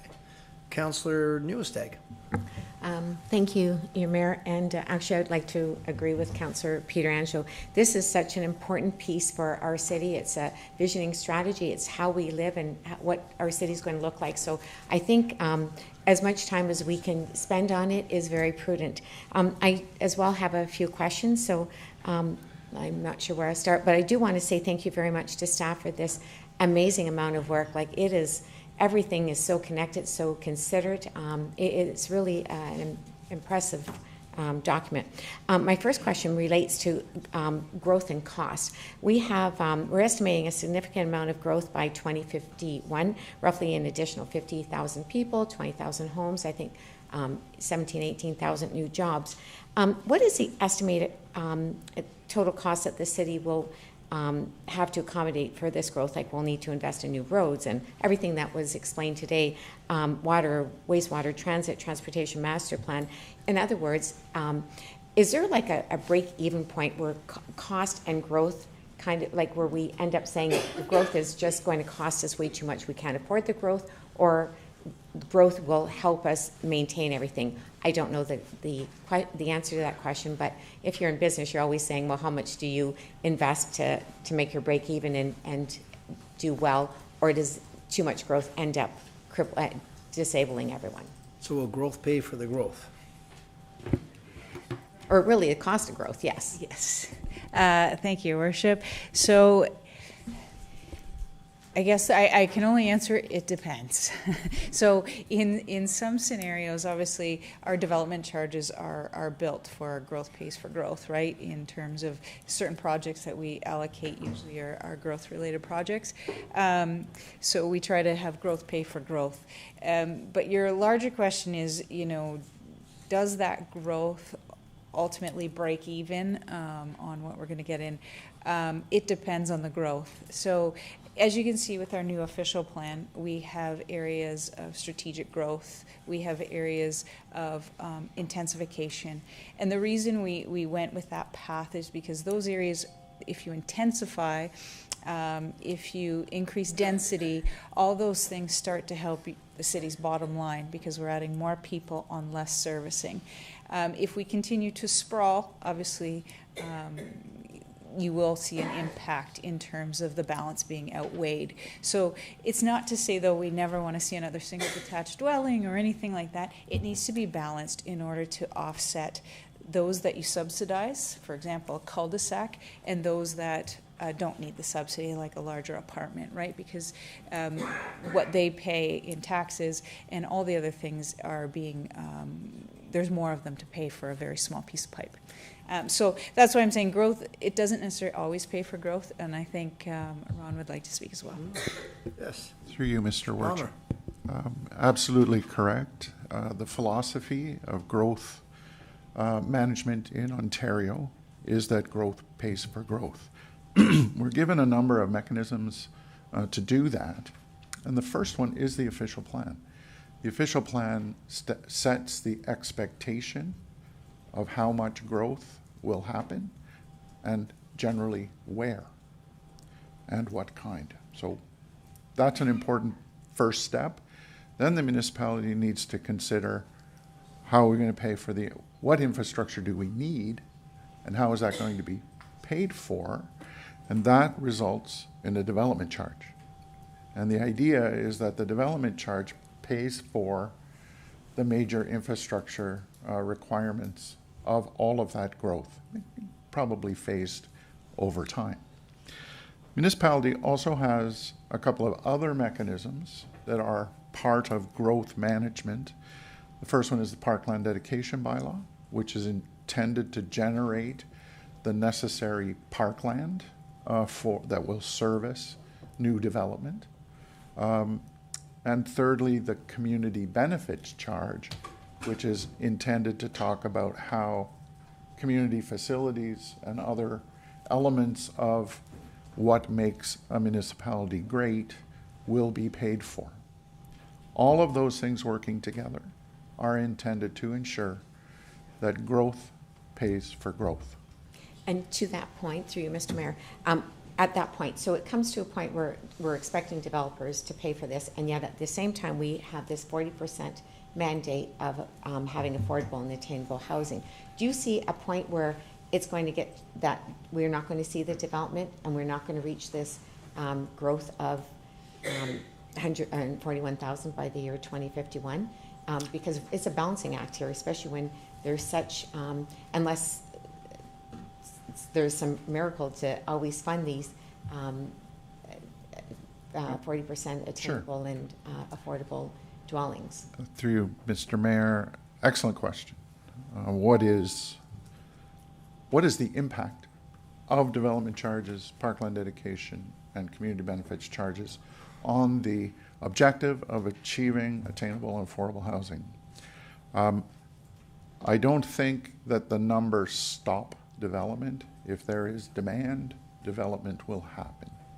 That will go up and down over the next 25 years, but I don't think it would ever stop development. The desire to achieve 40% attainable and affordable may require the municipality to consider adjustments to development charges, parkland dedication, community benefits, much like the federal government has done in terms of providing some relief to development charges. So it's a big package. The word you said that is the most important is balance. And you will have the opportunity to consider balance all the way through your development approval processes. And remember, the official plan is not the end of the day. Mm-hmm. There's still multiple approval processes to go through and a lot of work to do. Some of it needs to be done by the municipality, and some of it needs to be done by the development community. We don't have every answer to every True, I understand that. But to your point, again, through you, Mr. Mayor, when you speak of demand, the simple economics 101 is economic supply, and that dictates price. But when we're pulling in here and reducing the cost, then to me, the fear is the taxpayer is going to have to subsidize a lot of this extra cost. So that was coming back to my question about growth and costs. Like, how much will it get to a point where the residents will have to be paying so much that they can't afford to do it? Through you, Mr. Mayor, that is a decision that council would have to make. I personally don't see it as a necessity that the existing tax base would be subsidizing housing. However, there's certain flexibility within the numbers for you to make prudent decisions about how development will pay for itself. It's going to be very important going forward. Absolutely. I do have another question regarding the infrastructure. And how does this plan ensure that infrastructure capacity keeps pace with growth rather than approving growth first and then trying to catch up with infrastructure? Through you, Mr. Mayor, and Ms. Dolce, I'll start, you can finish for me. It's a requirement that new development has to have infrastructure. Mm-hmm. In fact, you can't have growth without infrastructure. Exactly. So they are fundamentally linked. No investment in infrastructure, no growth. So That's the simplest answer. Perhaps you have a more nuanced one. Thank you, Worship. And that's why we do our secondary plans and all the documents that we do. Once the settlement area expands, we look at growth. We look at what servicing we have to provide to service those areas. We look at all those things to make sure when we do those expansion areas, we can actually service them. We know the cost. We know everything that's going into them. And it helps keep us informed as we go ahead. Again, you're never going to stop growth from expanding. It's just how you expand again. And one other point I did want to make about the 40% and the attainable, that, you know, that policy there we have brought forward to, and you'll see it again on August 11th, is the affordable housing community improvement plan. So although we're asking for 40%, we are trying to incentivize a little bit in order to get that, because we want to make sure there's houses for all, not just some, right? No, So we do want to make sure, and you know, that target has been working really well to date. So I know we've been doing a lot of work on policies, and I know there were some comments saying they'd like to understand our policies a little better on that. So we'll do some work prior to August 11th. Okay, I have another question here. It's basically growth and our tourism. So how does this plan balance the needs of our year-round residents with the needs of our tourist economy, particularly in the entertainment district and other areas where visitor activity can have significant impact? So right now we're looking at a population growth, so we're taking what we've always had like this, traditionally a 76, 80,000 population. I know we've expanded in the last little bit. Going to 141,000, and at the same time we have Destination Niagara strategy where we're looking at bringing many more millions here at the same time. So we've heard internationally, you hear all these other countries like Japan canceling their spring blossom because the public has gotten angry with the tourist. Alaska's done it, Spain. My concern is if we have, like, we need to be able to blend the two in harmony, because the last thing we want is the residents, where if we don't have that balance, them revolting like these other places and not wanting the tourists, when that is our number one industry and we need to protect that. So.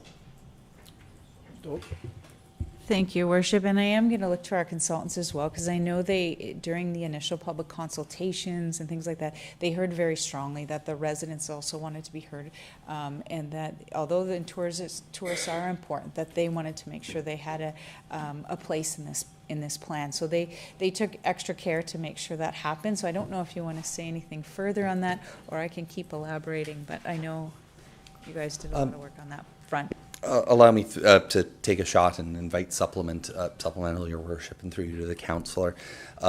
Ms. Dolce does remind us all of that very important engagement point at outset, and was about ensuring that the voice of residents of current other businesses or tourism are also represented through this project and this assignment. And I submit to you that the draft is prepared, does a pretty halfway decent job of ensuring that there is land that is protected for I'll call them non-tourist businesses and baseline factories and items like this, with the city already doing a considerable amount of work outside of this process in that regard as well. When it comes to planning for residential population, the entertainment district, the mixed-use corridors all provide a function in terms of delivering some of that housing and the potential to support that, noting some very different policies in different areas based on planned function. Recall my point about ground floor commercial in the entertainment district to provide for the interactivity, the mixing, and the moving of those spaces. We continue to reserve lands, including larger holdings within the city for entertainment generation and protecting for a long-term tourism generating point there. Because if we didn't do that, Ms. Dolch would be very furious with us as a project team. So there's a lot of ways that how do both get balanced and measured out in this. Versus other projects where there may not necessarily be a tourism industry. Well, we don't provide for land use policies that say, well, we want to put a tourism generator here.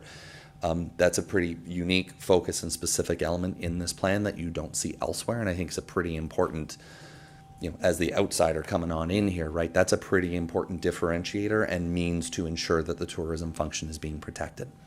I hope that helps answer the question. Thank you. And just some specific examples. I'll just give you some.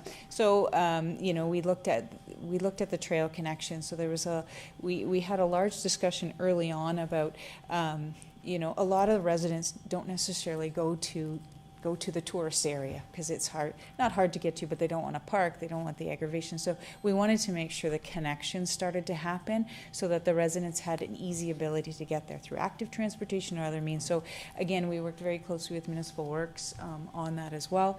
And again, the transition between the entertainment district, the consultants took extra care to make sure there's some compatibility because, again, we have residents right up against the entertainment district. So in the plan, there's a lot of policies on compatibility and all those things to make sure that interface is treated appropriately. Just so that so they took a number of concerns that the residents had and built that into the plan. That's really good. I'm very glad that you paid attention to that because it is a key thing. And another question, this is a 25-year horizon plan, and in your document it said every 5 years you will be reviewing it. What are the key performance measurements that you've indicated to say whether it's working or whether we need to take a look and review it again? So thank you, Your Worship, through you to the councillors. So there's a number of metrics you'll see throughout the plan. One is, and some of them are already been approved by council. For example, the woodland management plan. Again, there's a metric in there. You want to see a tree canopy of 35% by 2051. So we want to make sure that those things are working. So we'll have to obviously work as well with Municipal Works on determining, is that working? Are we losing canopy or are we gaining canopy? That's one example. We also want to make sure we're getting the active transportation connections, again, working with Municipal Works, because it's an important function of any city to make sure people can get around not just by cars but by every mode. So those are some of the things we're looking at. In terms of growth, urban design is a big one for me anyway. I want to make sure that, when you look at Niagara Falls and as it grows over the next 5 years, are we getting the developments we want to see as a city that works, and that people can be proud of and say this is even though it's a little more intensive than what we're used to, does it work and is it functioning appropriately? Are we getting good design? Are we getting things that make people want to come and live here? So I think those are a lot of our metrics that we're going to be balancing as we go to the 5-year review. How are they working? Are they working? We could get some pushback as provincial legislation changes on different things. Urban design is one of them that we're losing more and more control over time. But hopefully, we do have a good working relationship with a lot of builders and developers here. So I do think they take that seriously and try to show you. Obviously, when you see the nice designs that they come in with, yeah, very impressive. If those get built, I think people could be proud of the city. So then in 5 years from now, there would be a report to council without the highlight saying, for example, the tree canopy, we want to increase it to 25%. This is how we're achieving this goal. This is how it is. or our population growth is not on target, we need to start realigning things. So we can expect something like that in a 5, or Council of the Day can expect something like that in 5 years. Thank you, Your Worship. Yes, and you're going to see different things come in. We have urban boundary expansion policies in this plan, so you might start to see people requesting urban boundary expansions. You know, we could see that they demonstrate there's need 3 years from now. They might say, hey, we need more land and we've done our numbers. And so you're going to see all of that. Those are the metrics. But in the end, in the 5-year review, we are going to look at those numbers. Are they still realistic? Do we need to add more land? Do we not need to have them? So all those things, all those metrics, our goal in the end in this plan, and you don't see it here because it's textual still, but there are going to be some metric boxes and things on the side. It's just, again, we have to make everything AOD compliant, so until the final is done, you know, you won't see that until the very end, once the province approves everything. One final question. So as you've changed some designations, is there, and I don't know how that lines up, but if I was a resident, all of a sudden I went from rural to agriculture, if there, or in anything where there's significant changes, are we notifying the residents that, hey, your zoning has been changed, this can affect you? Or are we just relying on them to find us through the website, the official plan, and come here? Thank you, Worship. So I know there's a bit of confusion between zoning and official plan. So we're just designating, not zoning. Zoning's with the zoning bylaw. But I do it all the time too. I always say zoning and I mean designation. I mean, yes. Yeah. But yes, so under the Planning Act, we do just, because it's such a large document, we can't notify everyone in the city. But we have done an extensive public process. This has been going on almost 2 years, or more than 2 years now. So, you know, we hope that most people have paid attention. We've tried, there's been pop-ups, they've gone to markets, so we've tried to get out as much as we can to the general population as best we can. So we don't notify individually though. Okay, very good, thank you. Thank you. Councillor Patel. Thank you, Mr. Mayor. Through you, Mr. Mayor, to maybe Ms. Dolce, actually. The entertainment district comes on Victoria Avenue. Why not extend it to Queen Street? Was there a reason why we didn't include Queen Street in entertainment district? There are lots of restaurants and there are lots of entertainment venues right here on the Queen Street. Thank you, Worship. And if the consultants want to jump in, or but I do know we had a long discussion on where that entertainment district stopped. We did kind of originally have along that corridor a little bit of a different connection. Now it's mixed use 2 up Victoria all the way through, and mixed use 2 does still permit height and all the other things, and still permits a lot of the provisions that are in the entertainment district. It just has a cap on height. So we're trying to keep the entertainment district has a no height limit.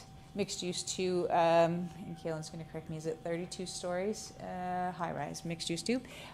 So they can go up to 32 stories. The permissions are generally very similar, except for, obviously, we didn't want to see casinos and other things maybe on Victoria coming all the way up. Because, again, we're trying to limit to the tourist core area. That was just our decision-making thought at that time. I don't know if Ron, yeah, just briefly through you, Mr. Mayor. When you look at Niagara Falls and you look at the downtown and then the entertainment district, in between those two is a neighborhood. So our objective is to promote the significant success of the downtown and the entertainment district, which is the focus of tourism, while still protecting the sanctity of that interstitial low-rise residential neighborhood. That's a pretty important element. That could change over time if there's a desire to do so. We did not hear that desire at this time, but it's understandable that 30, 40, 50 years from now, they could grow naturally together, but they're not quite ready for that yet. Thank you. Another question, through you, Mr. Mayor. in a presentation, it said rooftop gardens, private and communal outdoor patios, decks and gardens. So will that be just the encouragement for the developers, or will that be part of the policy going forward that we want to see? Thank you, Your Worship. So again, it's part of the policy we want to see. We want to encourage all those things. Obviously, rooftop gardens. We do have provisions right now in our zoning bylaw for amenity space, so a lot of times you will see those rooftop gardens because they can't provide it on the ground. But things we want to still, in this plan, is encourage and support those things going forward. So it could become policy in the future, maybe? Yeah. Okay. Thank you, Mr. Mayor. I have a question about the industrial land. And I'm going to start by, I always say that you need a job to buy a house, not a house to get a job, right? In the last 4 years as a counselor, we have seen multiple applications where, we always see issues between industry and residential, maybe the residential encroachment on the industry. And we make a decision application by application. Is there opportunity in our official plan to strengthen that policy framework to give a greater protection to those industries and business that create the job and employment? Thank you, Your Worship. Through you to the councillor. So we did do a little bit of that. In the industrial area, we did require 300-meter separation. In the policies right now, we ask for a 300-meter separation between that and a sensitive land use.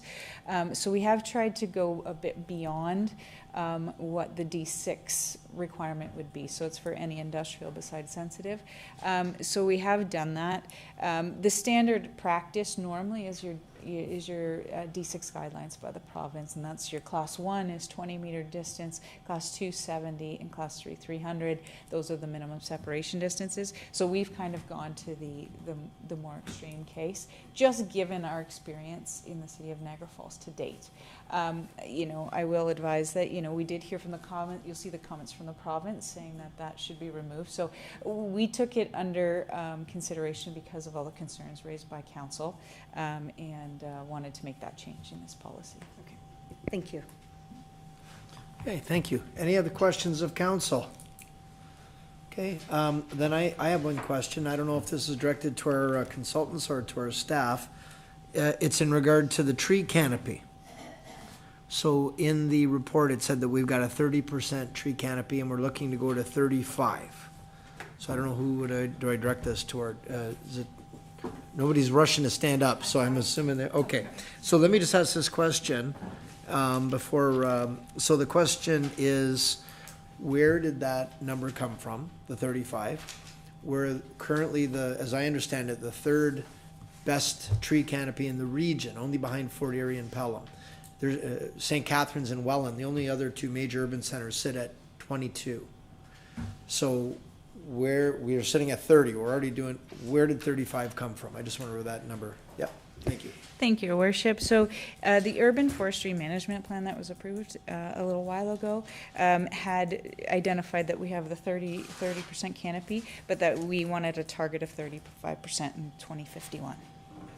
Okay. So that's where it came. So it came from the report? No, the Urban Forestry Management Plan.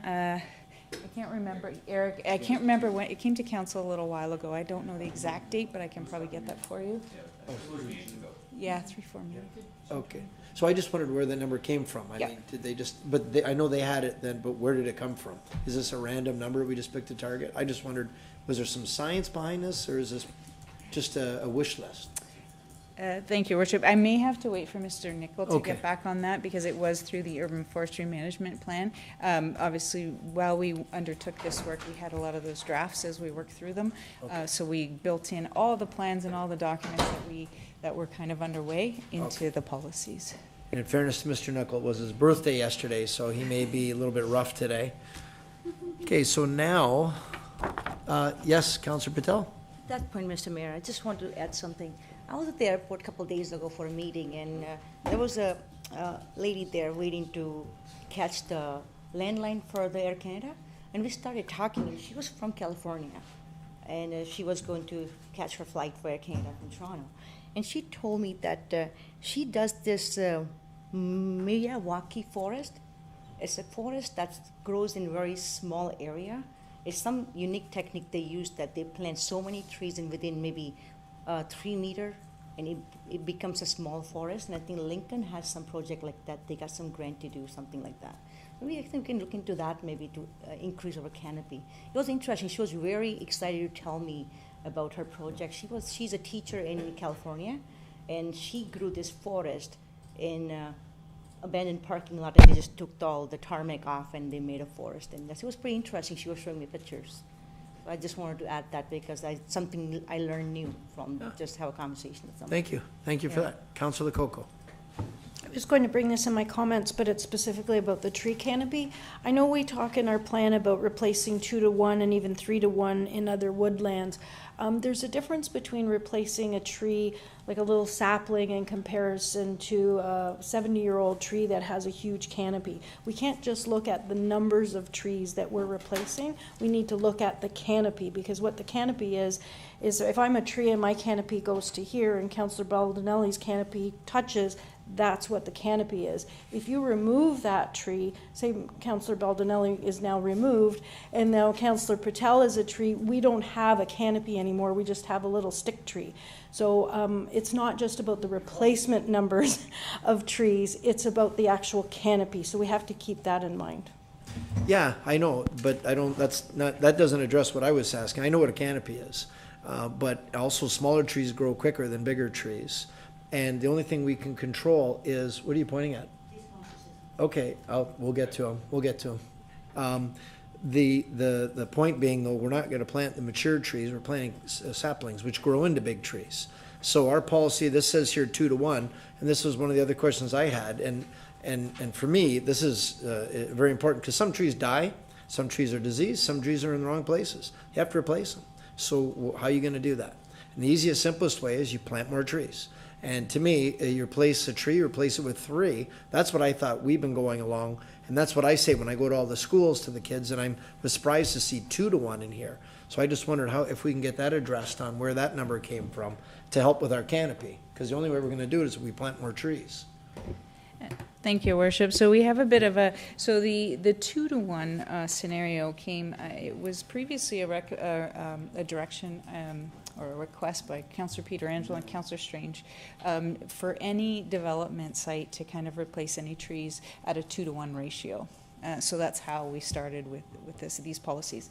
Then we also had other woodlands. Other woodlands are something, a larger woodland, and they are protected right now by the region's policy plan, saying you can't really go into other woodlands, they're kind of protected. There's some wiggle room with that, but compensation really isn't on the table. So with this plan, we tried to find middle ground. We knew that there was concern out there about the policies of the region that were being too strict. So we wanted to kind of find a middle ground. So we went with a 3-to-1 because you had 2-to-1 on the other. Now these are a little more significant woodlots, so we went to a 3-to-1 for replacement.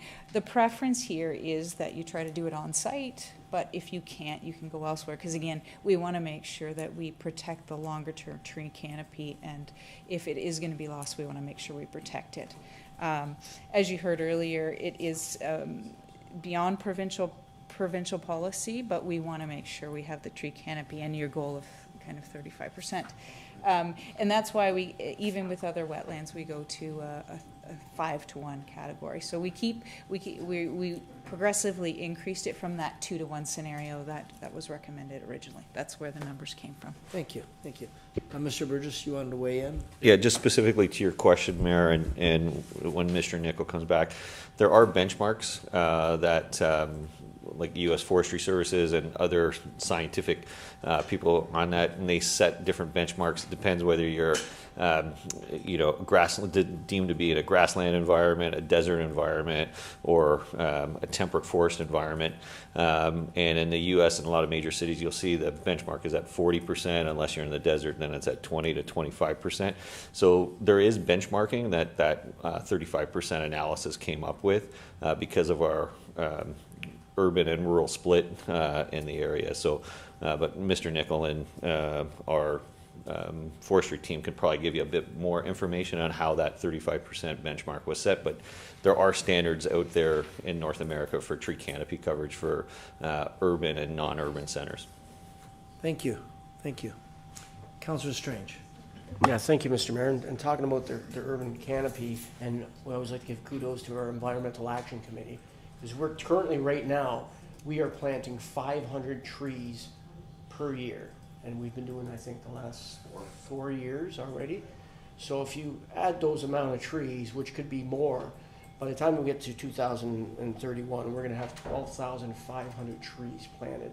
Awesome. And I don't know if there's anyone in this room, including Jason, that could do the math, what that would do to our urban canopy, because it would be huge.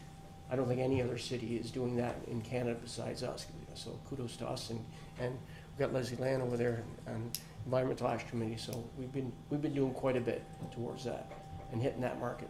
Very good, very good. Councilor Pietrangelo.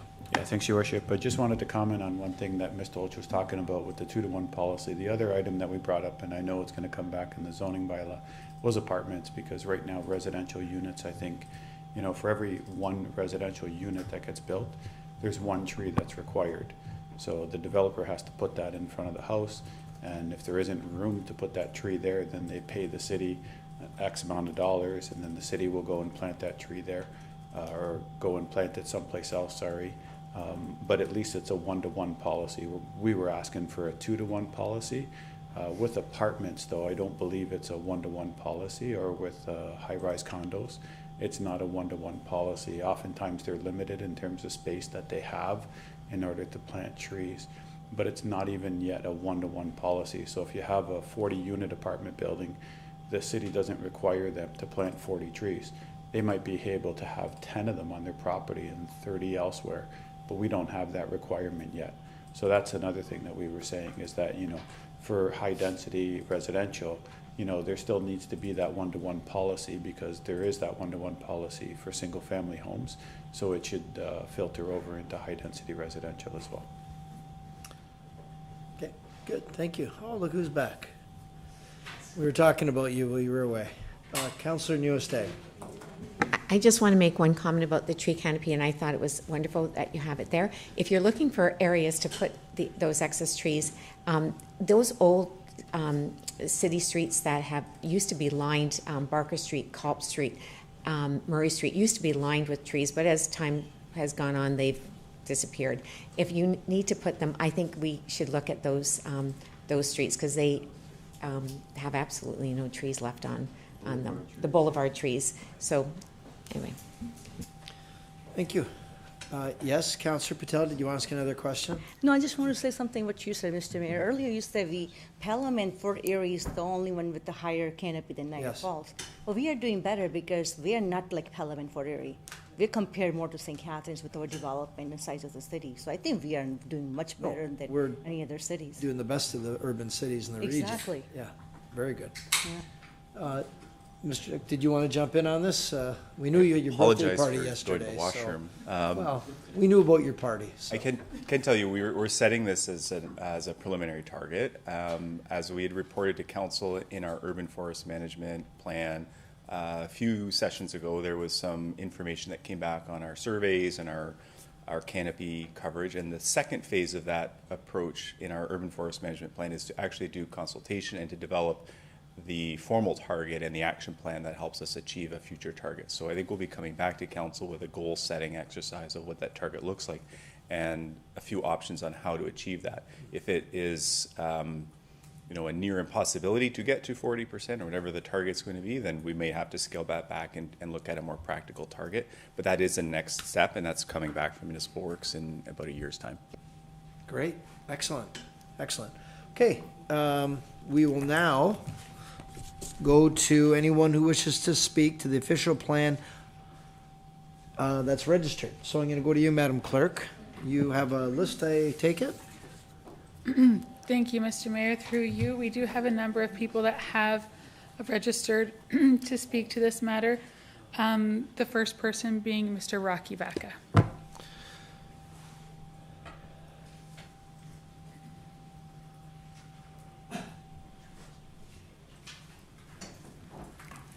Good evening, Worship, members of council. Evening. With your permission, I do have two separate delegations I'd like to make consecutively if possible. First delegation is jointly on behalf of... I'm posing for you. Oh, sorry. No, I'm posing for you. Take a picture. Thank you, thank you. Irish Insider. Do you like my shirt? It's a beauty. Oh my God. So, first delegation is jointly on behalf of Mountain View Building Group and Hummel Properties, Inc.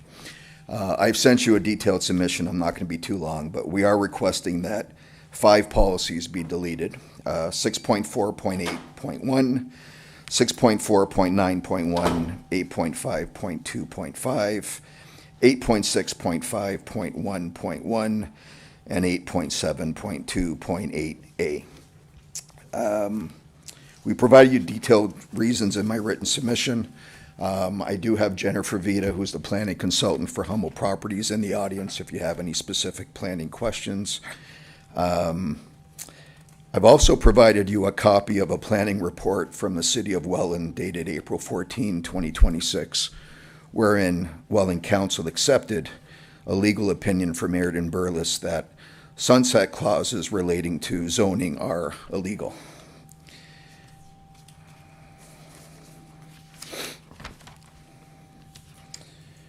So in short, the reason that these policies ought to be deleted is they all impose requirements or conditions on development proposals or introduce policies that go beyond what is required by the province or permitted by applicable law. This council has consistently voted down any conditions or policies that fall within this category. Why? Because there is already enough red tape and hurdles imposed on developments by provincial policies and laws. Specifically with respect to the use of sunset clauses on zoning approvals, as I stated, I provide an opinion from Airden Burles. Their opinion is sunset clauses are illegal in terms of zoning. I'm not aware of any municipality in the region that has included it in their official plan, presumably for the reason that it is illegal. And Airden Burles is a law firm that the city is very familiar with. They've done quite a bit of work for you in the past, and I believe they still do.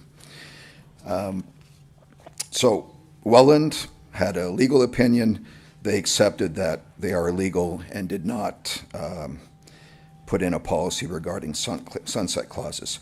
Finally, today I discovered in a memo dated December 16th, Fort Erie planning staff stated to council the following: staff were unable to find any examples of sunset clauses being posed by other municipalities as standard practice. Should this approach be considered by council, the legal feasibility and implications should be considered prior to implementation. Furthermore, it is unknown if applying sunset clauses would result in a faster development approval process. So I'll leave you with that. In conclusion, on behalf of Mountain View and Hummel Properties, we're requesting that the 5 policies in question be deleted from the draft OP before you. I'd be happy to answer any questions. Ms. Vita is available as well. Also like to thank all the hard work put in by your consultants and by planning staff. I mean, it's very exciting to have a new official plan. It's been over 20 years, so I'm very excited to have a new one, but we do have some concerns that I think need to be addressed. Any comment or question of staff? I don't know, Mr. Burgess, you wanted to jump in first? Now, with regards to the sunset clause, council has spoken very affirmatively on that process. The city has, I don't know how many planning files on file that never seem to get accomplished, and we have diminishing servicing capability. And every time something is approved, we have to meet with that servicing capability. And you know, the reality is there is upzoning that is going on with speculation. So we happen to have a different legal opinion. The nice thing about legal opinions is there's always 2 lawyers who go into court with different opinions, and a judge seems to determine which lawyer is correct. So there will always be a differing legal opinion on any of these matters. And I think council has previously spoken very specifically on this issue. And I think Niagara Falls is more unique than a Fort Erie or a Welland, because I don't think any of those have, I don't know, I think we have close to 100 hotel developments on file that never seem to get built. So I think that's the position of staff, and we are, we're affirmative with that, and we're following council's direction on that issue. Yep.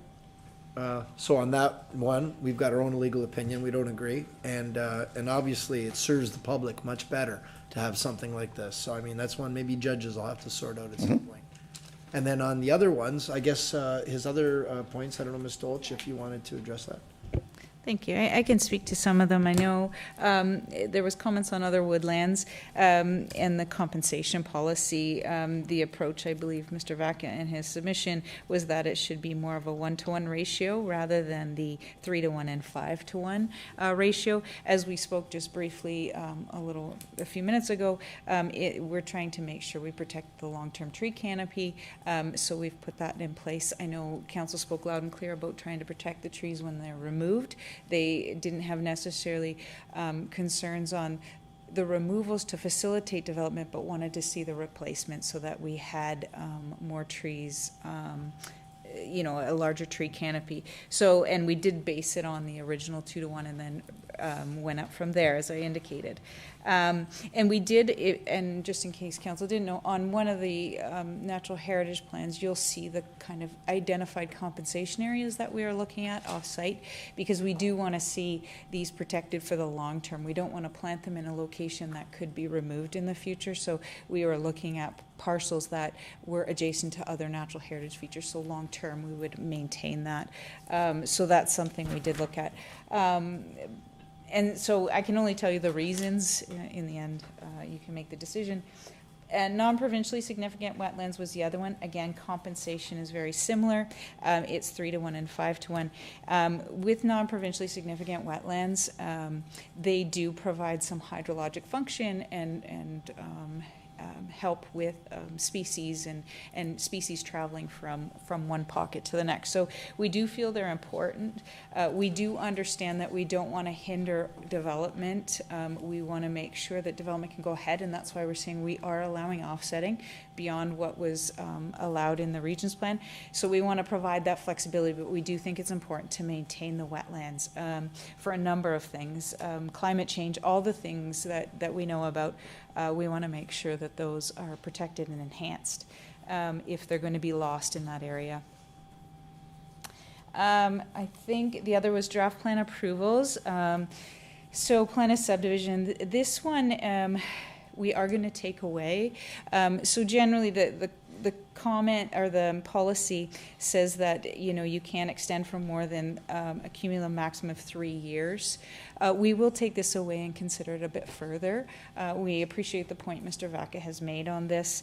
We know there's been changes in the Planning Act and things like that, so we will take this away and consider that a bit further prior to August 11th. In terms of the sunset clause, we've spoken about that. In terms of the peer review, so the policy right now does say that the application may not be deemed complete until we're satisfied with the extent and quality of work of these studies that come in. We will revise this statement. The concern we have, and I'll tell you, right now the way it's been working is we don't we deem everything complete provided it's been provided. We don't analyze it until later. Difficulty that we do encounter now is that, so we analyze the studies after we've deemed it complete. We have a window of 90 days for a zoning amendment to get it before you, and they can appeal on non-decision. And we've been pretty good at trying to get it to you in those 90 days. If we have issues with it, we will never get that peer review done in that time frame. So that's our biggest concern. And obviously we hope that the development community won't go for a non-decision, but we do ask now that they provide us a letter saying they want to hold the application just in case they do to go for non-decision. So we think that's enough protection, or almost like a gentleman's handshake, that the development community won't go for that non-decision. I'm not saying it hasn't happened, but we think we can modify this policy, because I really don't, I've made commitments previously that I wouldn't analyze these policies up front, because I don't think it's fair. We have 30 days. We'll rely on their consultants, but we will review it. And if we think there's problems, we will get a peer review and raise those concerns. So I think we can make that change. Councillor Lococo. Thank you, Mr. Mayor. To the point that Ms. Dolch was saying about that, here in Niagara Falls, we don't really have any concerns about the removal, but the replacement. So I guess my question is, do other municipalities have tree bylaws that affect the removal and then don't have such a high replacement? Is that what is happening in other communities? Thank you, Your Worship. So there are tree bylaws in other communities. And like I said, we're just trying to find a balanced approach because, I'll be very frank with you. I don't want to see the policy deleted. So we're trying to find a middle balance. Obviously, we know the development community is very loud and clear that they want to see it removed and not be included as part of, from the Regions Plan. They don't want to see that carried over. We felt we made some changes to allow. Would we like it to remain, the other woodlands where they are? Yes, that's our preference. But if they can't, we will allow compensation because we don't, as Mr. Vaca said, it causes red tape. We don't want to cause that red tape, but we want to give them a tool to replace it that we feel we at least get some benefit out of it, and it's at a higher benefit. So a net benefit if we have to lose it. But our first and foremost preference is remain where it is, but if not, it can be removed. So that's our goal long term. Okay, thank you. I've brought up a tree bylaw numerous times before, and I guess you either protect the trees to not take them down, or you replace them if they are taken down. So I don't know if the development community likes one over the other, but I think a municipality has to have one of those, because if you don't have either one of them, then you have no protection. Yes, Councillor Strange. Yeah, thank you, Mr. Mayor. I'm kind of going back to the sunset clause, and I know Mr. Burgess talked about why. Well, actually, can you say what? Just tell everyone, because the people in the audience and the thousands of people watching at home, just explain why we did put the sunset clause. Is it working? And what happens if they don't build by that certain time? And like I said, is it working though? Since we implemented, we've seen more development, more buildings go up because of it. And if they don't follow up with it, what happens? Thank you, Your Worship. So yes, we have seen building happen as a result of the sunset clause. Obviously, they try to get in the ground sooner because they know their zoning is going to expire. But it's not to say we do provide flexibility. We have the 1-year extension from the general manager, so we're not to those dates yet since we've put it in, a lot of them. But we're starting to see people action. So we have we had an increase in site plan application because people are starting to move their applications because they know their sunset date's coming up. So I have seen that. So I do think it is working. Are we going to see every scenario happen as it comes forward? Maybe, maybe not. Some people may lose it, but hopefully we will be a bit flexible if there's market conditions. Right now there is some market conditions out there, so we understand that, but we are providing some flexibility. But I do think it is working in the city. I think people are concerned that they might lose their zoning that they work so hard to get. So I think it is really working at this point in time. And I think with the flexibility that we've built in and council is going to consider as well, it doesn't hand tie anybody. It just makes sure people are going to build what they say they're going to build, and we're not sitting with, I think we're up to 19,000 units that are just sitting waiting, and that was prior to the sunset clause coming in. And we've got the CAO would like to weigh in. Oh, okay, yeah, go ahead. Yeah, actually, I've had 2 conversations with developers who've not brought theirs forward because they were waiting for the market timing. Because, as Ms. Dolch said, part of this is someone comes forward, there is an expectation that what they propose they're actually going to build, and they actually have the capability to build it. There is no obligation currently for them to live up to their obligations, but we're stuck with living up to our obligations to infinity. Yeah. So I think it's fair that if we're going to grant certain things and invest the time into it and potentially hold capacity back, that they live up to their obligations, or at least be put to that requirement. And if they don't meet their obligations, that capacity should be released for someone else to do it. And as Ms. Dolch says, we're not trying to be punitive. If the market changes, we can always come to council. There's a 1-year extension, and council can also extend it. So there is an element of fairness that if market changes. But like I said, I've talked to 2 developers who have decided to postpone their coming to council until they kind of line up their their things before, where before they might have rushed to council just to get it and then try to flip the property or to try to do something. Now they're actually bringing in development partners to be able to execute it. So it's not just whether they actually build, it's also, are they coming to council prematurely on something, getting approval. So, we'll see. What I can say, though, is, is there any record that it increases it? No, but I got pretty good record here with 19,000 undeveloped units that were approved that the current system isn't working. And the definition of insanity is keep doing the same thing, expecting different results. And would there be any alternative of, because what happens when we say approve goes from whatever agriculture to, it wouldn't be agriculture, but something to a higher zone? Would the taxes go up right away or not until they build? Thank you, Your Worship. So it takes a little bit of time for impact to catch up, but they do get notified of the zoning change when it happens. Yeah. So they do consider it. I couldn't tell you the exact time frame that they actually make that change, but they are aware of it, and it does play a factor. Okay, thank you. All right. Any other comments for us, Mr. Baca? No? Nope. Okay, thank you very much. If I can move on to the second delegation, sorry. Yes. Second delegation is solely for Hummel Properties, Inc., who owns lands fronting onto Willick Road. A portion of these lands have been in the city's urban boundary for decades. The city plans on constructing Willick Road to full urban standards, as the project was included in your latest development charges study. I understand the cost will be in the millions. I did request, I'm not sure, Madam Secretary, if you can put up the two exhibits that were attached to my, I think it was page 40 and 41 of the second last link. Yep.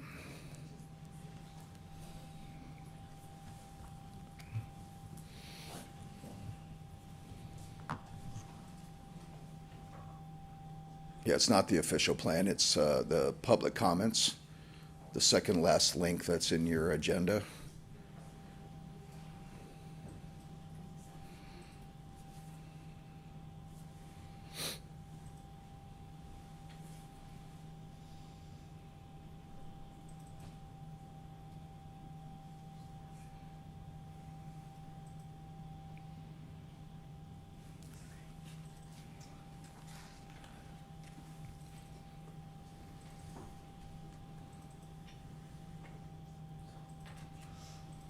Silence puts pressure on him to perform.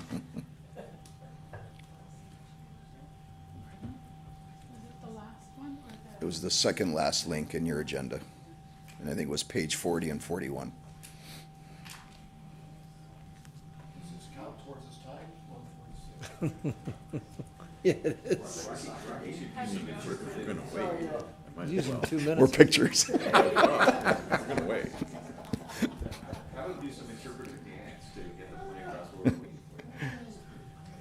I charge much more per hour for that, Jason.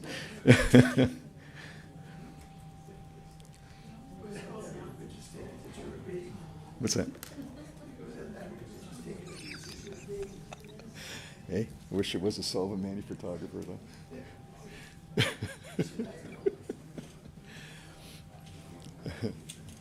Oh, here we go. Here we go. Group shot. Got your good side. The Irish inside. You're staying by the light.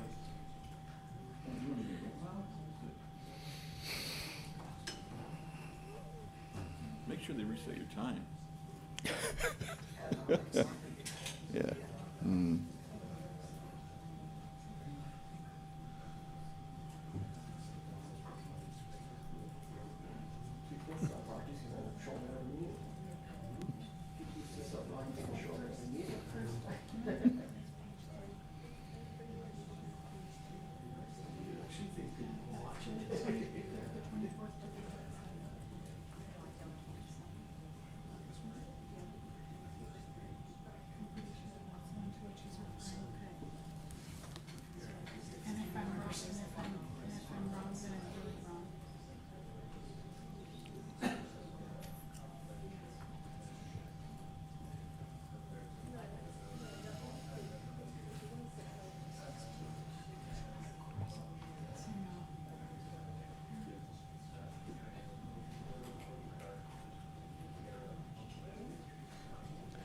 Are we making out? Are we getting close or, yeah? There's Okay. a lot of correspondence that came through, Oh, so okay. I apologize. No.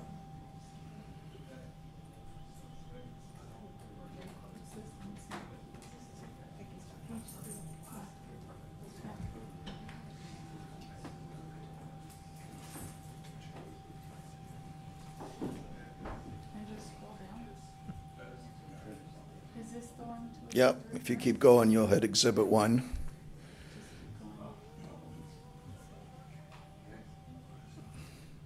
No, that's not the one. That's the one we just discussed. Yes, please. Can you forward it to Sam, please? Sam? Sam?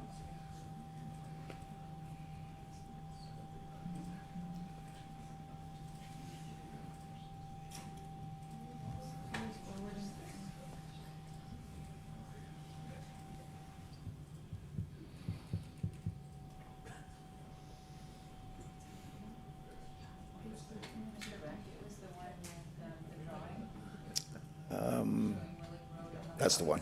Yeah, Exhibit 1 and 2. 41. There we go.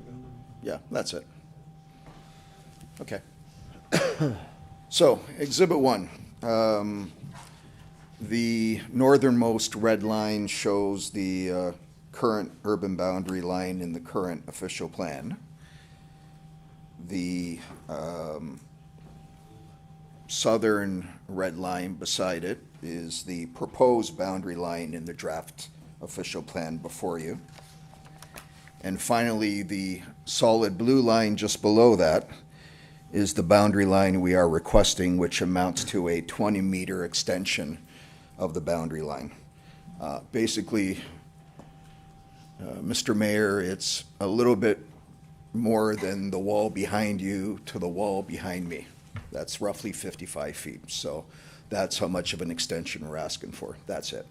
Less than the size of a road allowance. To classify it as a minor boundary adjustment would be an overstatement, quite frankly. If you can move on to Exhibit 2, the next page, please. So Exhibit 2 shows as a concept plan of what can be developed if the boundary line is expanded by 20 meters. It results in 91 lots or units, substantially more on the abutting lands from Sodom to Willoughby. We have quantified that the development charges would be approximately $8 million, which would fund the construction cost of Willick Road probably 3 times over. So the planning reasons in support of the request are to contribute to the cost recovery of building Willick Road, which supports sustainability of the city. 2, the boundary adjustment is natural and logical in these circumstances. 3, the failure to adjust the boundary would result at best in 19 single lots fronting on Willick Road, each over 200 feet deep. This would be a very inefficient use of urban lands. 4, there is immediate access to servicing on a Willick Road. 5, it's a logical choice for expansion because it is not near any sensitive or incompatible land uses such as industry, chicken barns, livestock farms, etc. 6, the lands are in close proximity to the new South Niagara Hospital, where many new jobs will be created. 7, the lands are in close proximity to major highway interchanges. So in summary, we're requesting that the current boundary line in the draft official plan before you between Sodom Road and Willoughby Drive be extended to the south by 20 meters as shown on the blue line as Exhibit 1. That is the request. Okay, maybe we'll start with staff, and then questions or comments of council, and then if council wanted to go in this direction, what would have to happen? Thank you, Worship. So we did do a minor adjustment to the boundary, and as we noted early on, is that minor boundary just followed the closest lot line to the south, because right now that urban boundary was floating in the middle of the lots. There was no clear delineation on where that boundary was, so we dropped it to the nearest lot line. That's where you saw the first red line. If we can just go up one.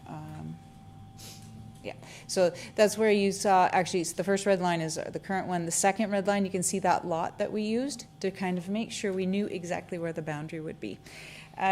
So, you know, we can make those kind of adjustments because it follows clear lines. Like we can follow creeks, we can follow all these things, roads. So those are things we can adjust if it doesn't make sense.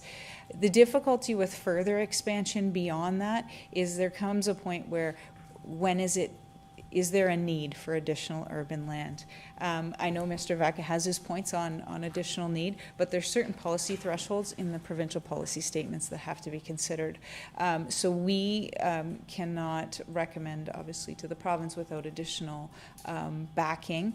You know, if it was just servicing and things like that, those are technical studies, but this is a need study. And why, the question would then become, why expand here? Why not expand elsewhere? So we need to have those assessments, and that's why in our new official plan, we put in policies to allow for urban boundary expansions, provided you demonstrate these things, and it goes through that process so that we can evaluate those that want to expand and consider it if there is a need. We don't feel there is at this point, but maybe consultants can demonstrate there is one. So next steps, obviously, if council decides to expand this boundary, ultimately be up to the province to make that decision. I know even with our Sodom Road site, they have some concerns that they're not meeting policy. So I would, you know, whether or not they would approve this, that would be a big question mark, just based on provincial policy. So, but those are the options you have. Questions or Councillor Strange? Yeah, thank you, Mr. Mayor. So, Mr. Vaca, what you're saying, so the person that owns that land owns all the blue there? Yes. Well, there's two separate landowners. So Hummel Properties owns, if you go to Exhibit 2, you can see better what Hummel Properties owns.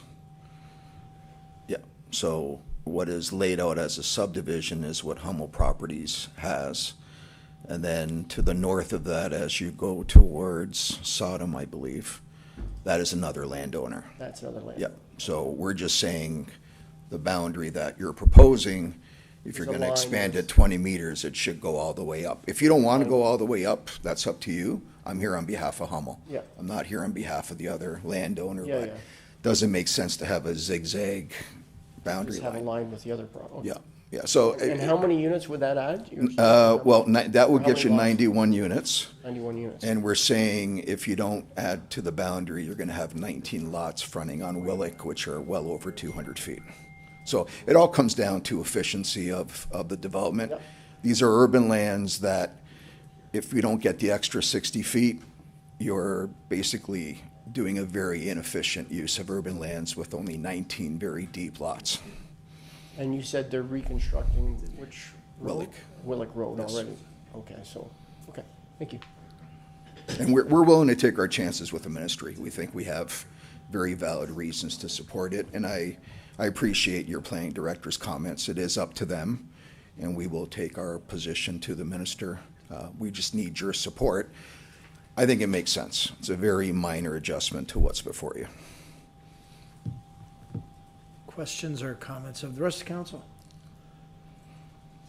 So at what point, if we wanted the province to consider it, at what point do we do this, Madam Clerk? Is this after the meeting or?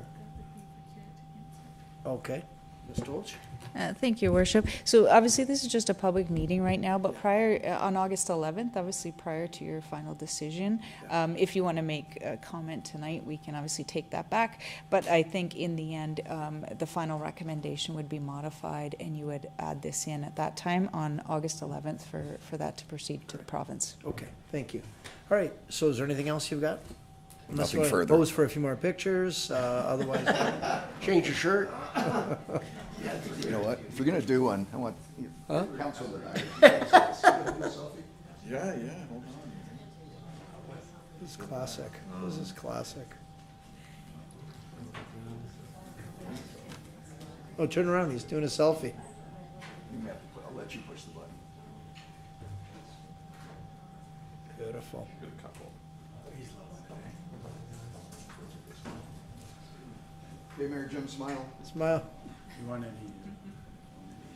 What a team. Look at you two. You may see these on a website at Kailen, but I'm counting. thanks, everyone. All right, thank you very much. Madam Clerk, who do we have next?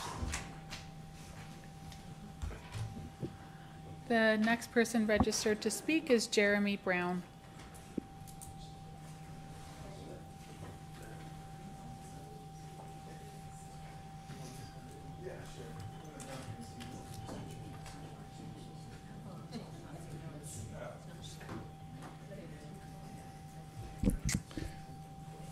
Are we ready yet? Or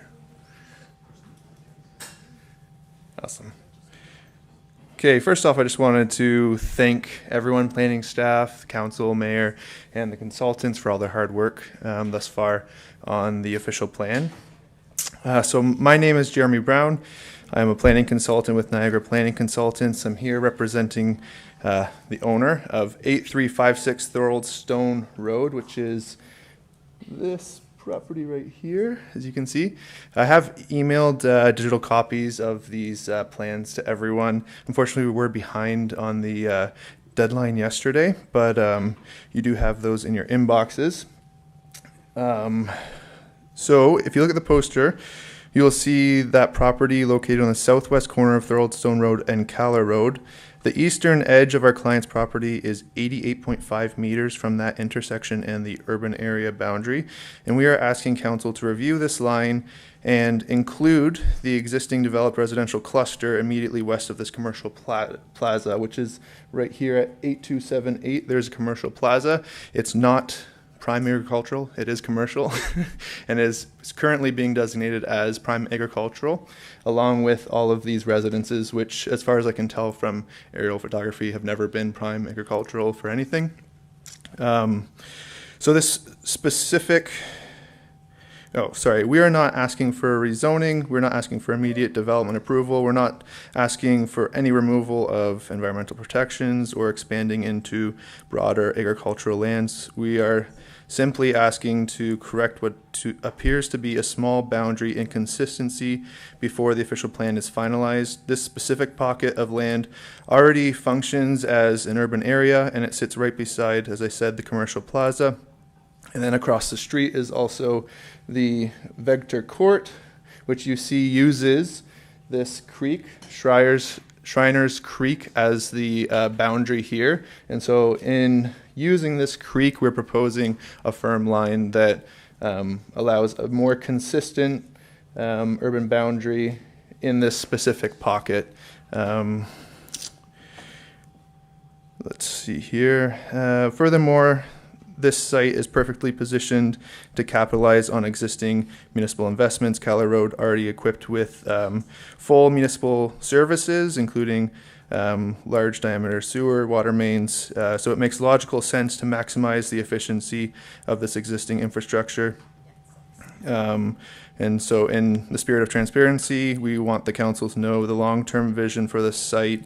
If the boundary is corrected, they're intending to pursue residential development here, which would obviously help with the numbers and the goals set in the official plan.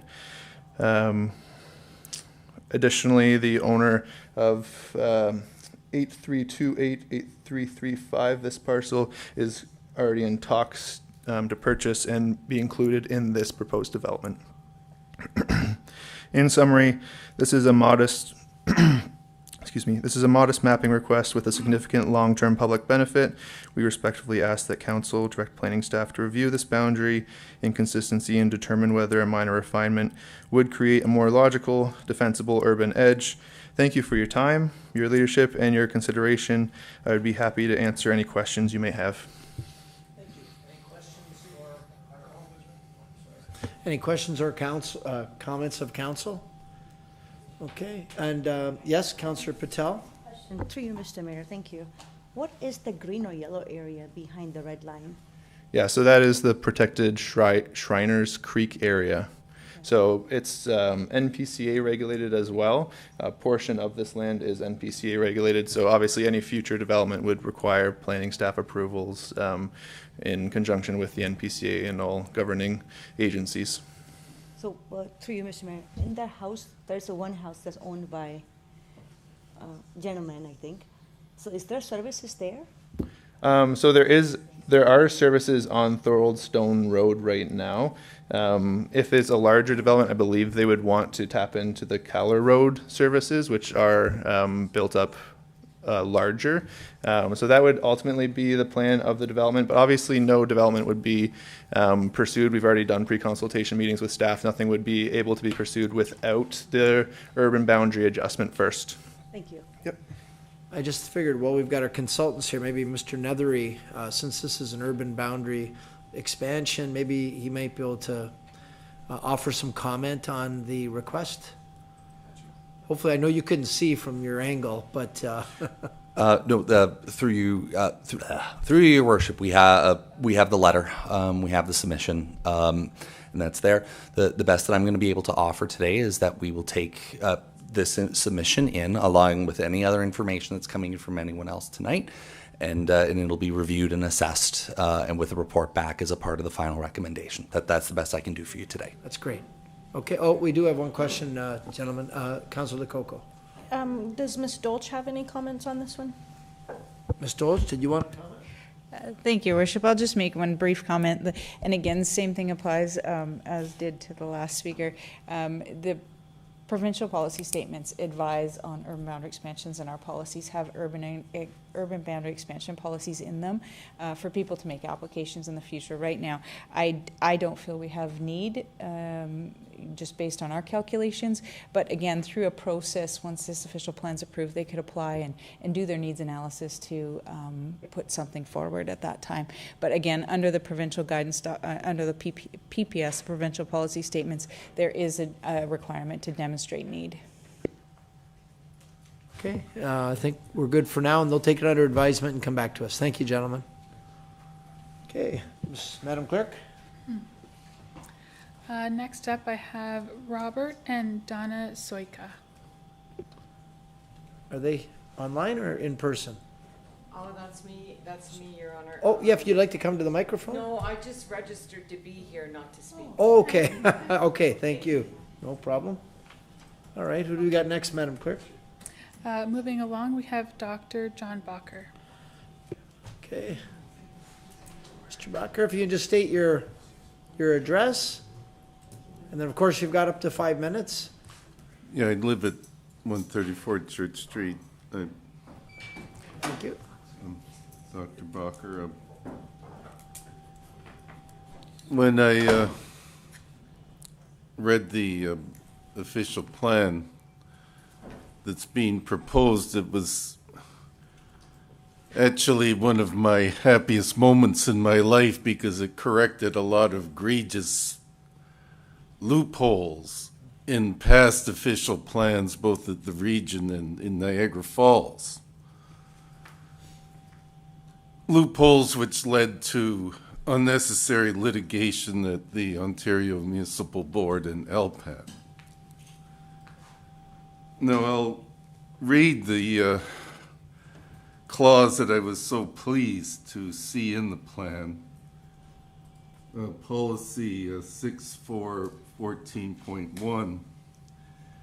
It states when a feature such as a significant woodland or other woodland at the date of the approval of the plan or the regional plan, whichever is applicable, no longer meets the definition of significant because of, disturbance, the feature shall retain its nature as a significant woodland.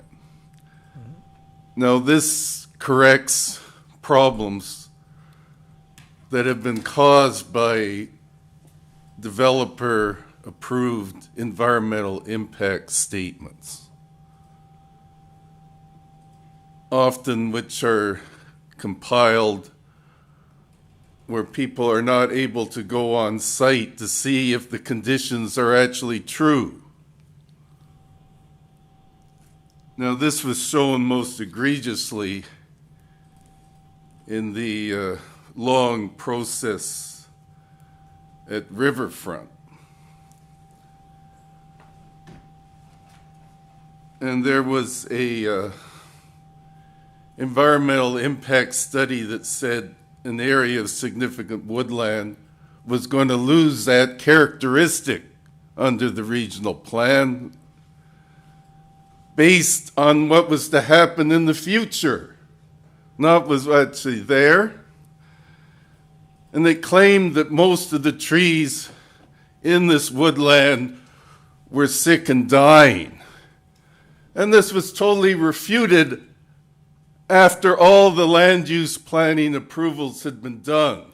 Even at a court litigation, the judge dismissed my request for appeal based on this erroneous statement in the environmental impact statement, actually gave me a cost award. And the city also still is party to this cost award. And it said, this tree saving plan refuted the claim that this area of 1,775 trees, they found in the tree saving plan no obvious sign of widespread disease was present. So that was what it's required under the regional tree bylaw, that this tree saving plan be done, and it was found that all the trees were healthy. It was totally bogus, this environmental impact statement that was submitted to council. And this is a very important corrective so that nonsense ever happen again.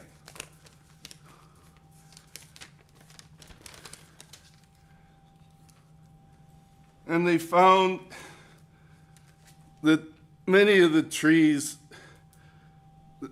ash trees, were actually a minority in this woodland. The most numerous trees were cottonwood, some of very large diameter, quoting from the tree saving plan. Mr. Bacher, you've only got about a minute to go. Is there anything about the Yes, we heard a lot from Mr. Vaca, went on much longer.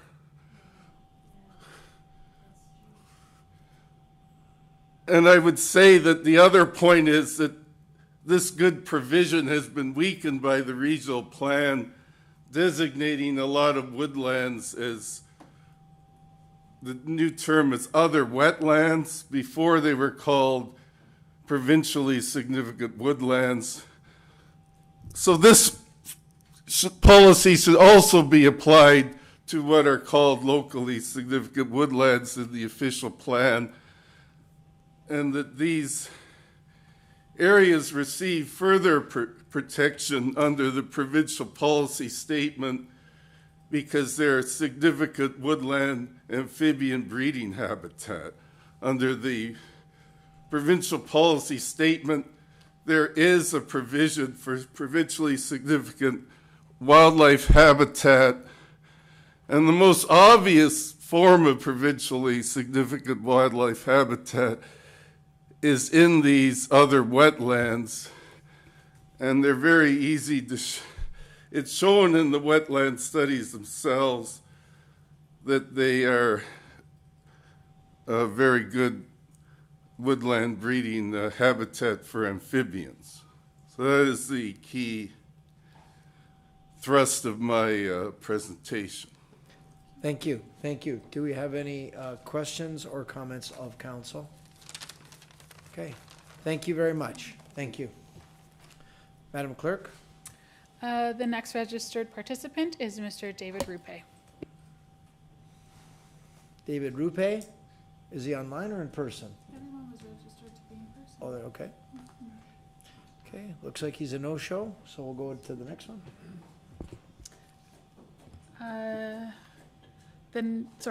The next person we have registered is Jean Grandoni.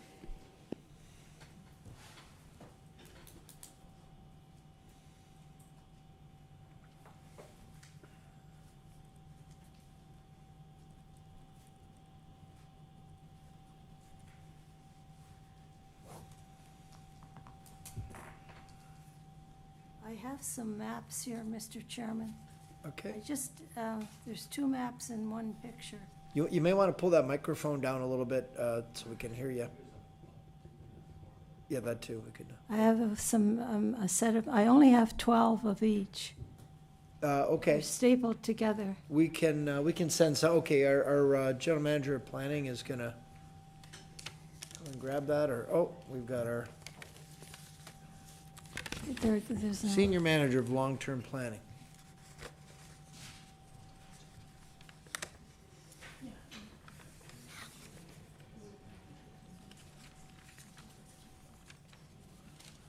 Just give us half a second, we'll hand them out.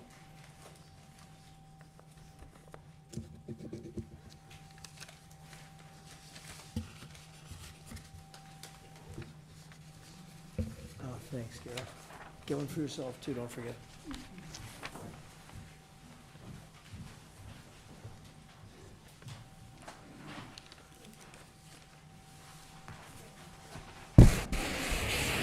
Perhaps I could just explain the maps before I speak. Pardon me? I can explain the maps a bit before Yeah, I we haven't speak. started the clock yet, we're just waiting. Everyone has a copy of the map. So make sure everyone's got one.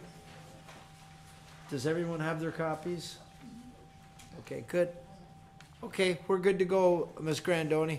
The, the map was showing the former vineyards and orchards is, I just want to make sure consultants have them too. oh, yes. It was expensive to copy. The map should, oh. The one map entitled Shriners Creek Environmental Impact Study is actually a map produced by the city. It's a 1966 topographical, and this is an excerpt from the larger city map. And the red is your former vineyards, green is former family orchards, and I should explain that up here you see just a few dots because those are much larger acreages. Down here is smaller acreages, so you see more. And I should point out these moon-shaped dots, or red dots over here along the town line are formerly Mr. Davis and Mr. Lemick, two grape kings, and they competed Yes. with the grape kings below the escarpment, Okay. or with grape growers below the escarpment, excuse me. The next map, where you have a picture there, that's Mr. Davis's, the Grape King's produce, his Concord grapes. The soils map of Welland County, I thought you should see that and see the direction we've been going all these years. Over in this area here to the east towards the Niagara River, this is all the city of Niagara Falls. You can see they built on all the fruit land. And the HC is the area I'm talking about here, about half of that. The other half is in Thorold. That's your Haldeman clay. And we did have a soils map that called it HCL, the area that I'm talking about, the Haldeman clay loam, which is actually more accurate. And I'll start on my letter. The agricultural designation of farmlands between Niagara Falls and Thorold and between the escarpment and the Welland River. The Schedule 2 map entitled Land Use Designations shows them as prime, but they are actually higher than that. They should be designated specialty crop and belong in the green belt.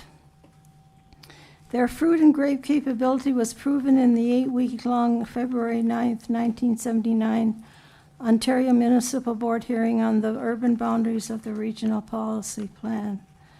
The chairman, Mr. Blake, and Mr. Blair, on page 10 of that decision concluded that the lands are good agricultural lands which, because of climatic advantage, have good potential for such crops as grapes, pears, apples, plums, prunes, corn, and other grain crops, and are capable of better than average yields.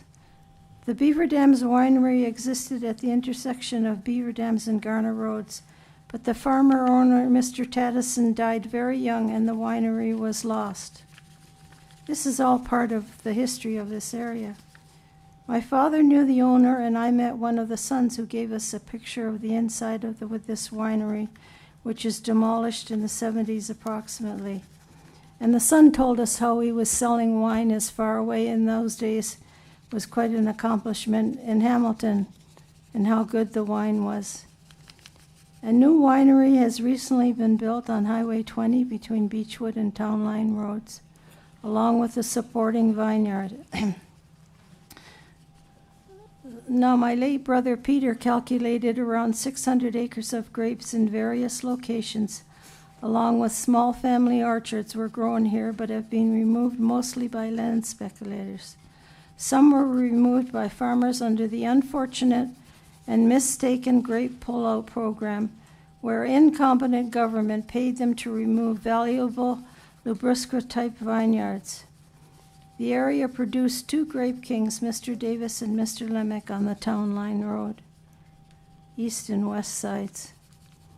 Years ago in the 60s and 70s, the escarpment scientists wanted to take control of all the lands between the QEW and Thorold and between the escarpment and the Welland River due to their spring-fed pike-spawning streams and ponds, its provincially significant wetland forests, and unique farms and farmlands. But the political forces of that day voted against the protection of this natural heritage richness. 47 years have passed since the 1979 OMB decision, and the truth has still not been mapped.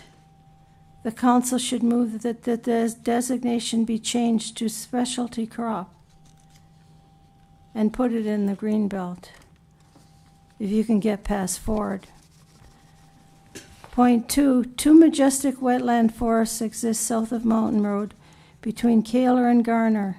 It is disturbing to see that they are only faintly mapped in Schedule 2 land use designations, and especially when other much smaller forests are clearly shown. Having seen the original development plans prior to Doug Ford's dictatorial ministerial zoning order, where partial destruction of both these forests was proposed, what are the latest plans here? These forests contain a high number of wetland vernal pools, because I have walked them, and rare threatened buttonbush which flower in August. The Fernwood Plan forest also contains buttonbush, and this is one big reason it was preserved. The developer's own ecologist, that is of Fernwood, recommended preservation of the Fernwood forest buttonbush. Hundreds of frogs will be lost with disturbance of any part of these 2 landmark forests. You must visit the forests in April when it's dark or when it first warms up to hear the frog mating calls, to know of their existence there. Cougars, I am told, frequent these forests, and I just learned this year from the neighbor there. Cougars, I am told, frequent these forests as evidenced in video captured on night filming. A herd of 8 deer were seen crossing Garner Road from east to west from the direction of these forests and just missed my car. When you destroy your forest, you're destroying the very source of the wood that you need to build your houses, because a properly managed forest will provide that. You also destroy as many jobs as you think you are creating.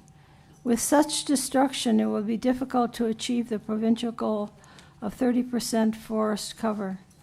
In recent years, the Niagara Escarpment Commission tried to include these 2 majestic forests and adjacent lands in their protective control, but once again, good planning was denied by the political forces. Point 3, the Welland River Watershed Plan. Where is it?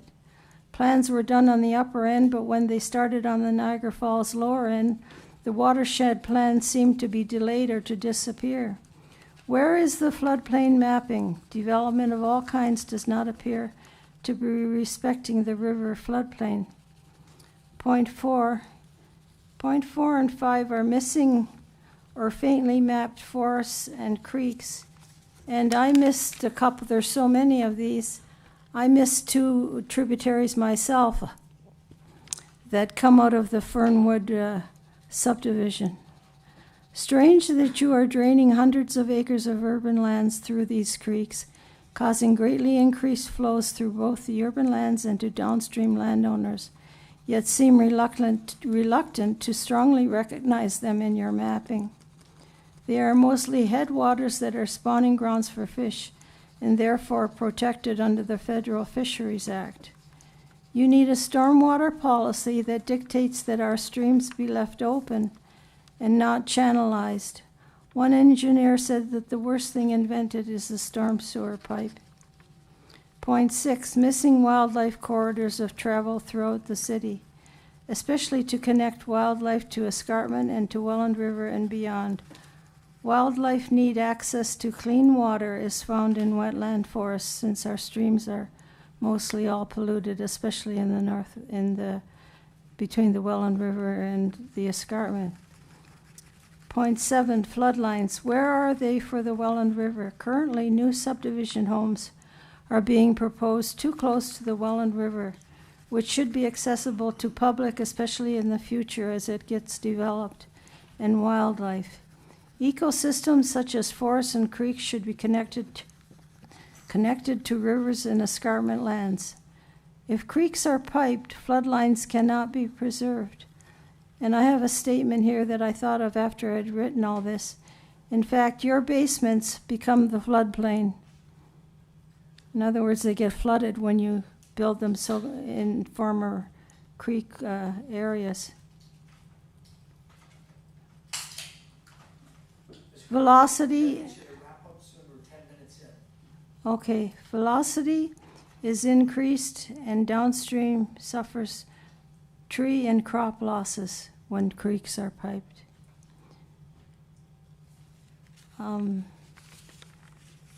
With regard to the gentleman that was just asking for urban boundary expansion, I'm dead against it, and you can bet that the Carroll Road pumping station can't handle it. You have no business adding outside the boundary. That station was built for the drainage area, but what was inside the boundary, not outside the boundary. And they've already got too much in there as far as I'm concerned.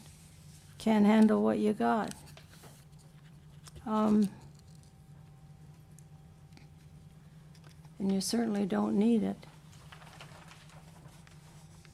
I have a big map. If this doesn't satisfy you, I have the big one there that from the center. Yeah.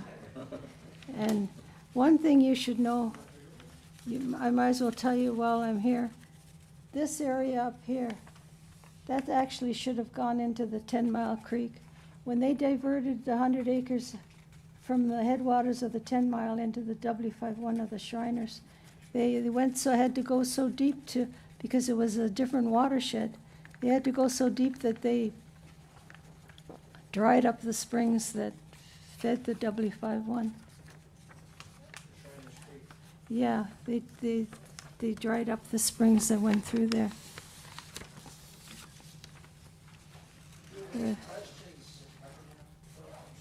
Sorry, do we have any questions for Ms. Grandoni? No, okay.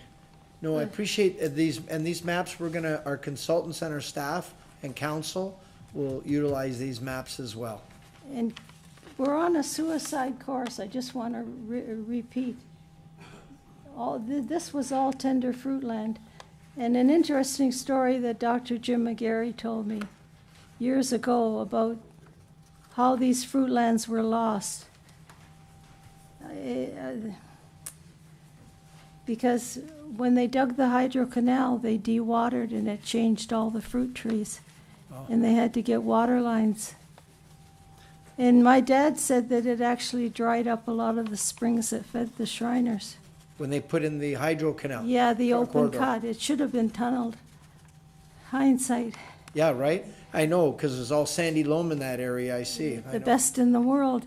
Yep. Dr. Jim McGarry also told me that when this Mr. Berger must have been a patient of his. He went all over the world looking for a place to farm.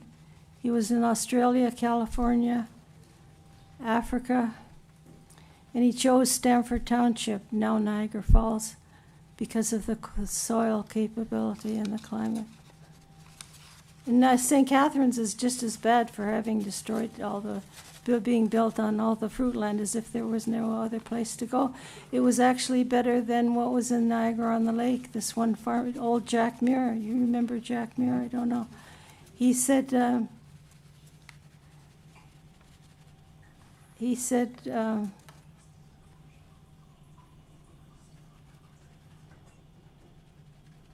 I'm forgetting what I wanted to say. Oh, Jack Muir told me, he says, they went to Niagara-on-the-Lake after they destroyed what was above here and in St. Catharines. And then they had to drain all that. It was all wetland. That's why you see those big ditches down there. Mm-hmm. Niagara Falls and St. Catharines actually had better land. That concludes my presentation. Okay, thank you, Miss Grandoni. Thank you for this.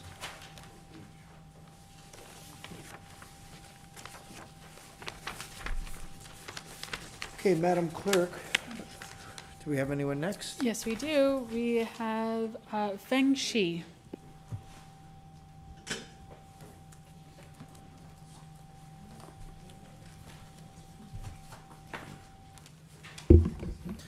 Hello, if you can just state your name and your address, and you have up to 5 minutes, if you would. Yeah. Okay, good evening, Mayor, member of council, and city staff.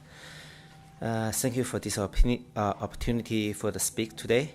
So my name is Feng Shi. I'm a professional engineer, and I have lived and worked in Niagara Falls more than 8 years. So my children grew up here, and this city is not where I work, but also my family calls home, right? So first of all, I fully support the protecting our natural environment. But my concern is it's not the city's environmental goals, but my concern is whether the policies are clear, practical, and easy to apply. So the number one is regarding to the other wetland and the other woodland. The provincial planning statement already provides a very clear framework for protecting the important nature heritage features. So if the city wants to introduce a new policy categories, so I believe it should be clear, explain why they are needed. I also have some concern about the proposed 3-to-1, 5-to-1 compensation ratio for the other woodland and other wetlands. I have not found any similar requirements in the PPS or provincial natural heritage guidelines. The draft plan, the draft official plan also does not explain why this ratio were chosen and whether they are used by other Ontario municipalities. So without those information, it's a difficulty to understand whether these requirements are practical. So for this reason, I respectfully to ask the council to remove the other woodland and the other wetland policy category unless the city can provide clear scientific reasons and practical implement rules. So myself, I believe good planning should only introduce a new policy when it is a clear need and clear benefit. But I don't see this explanation in the draft official plan. So another concern is about the term of no negative impact. To satisfy of the city.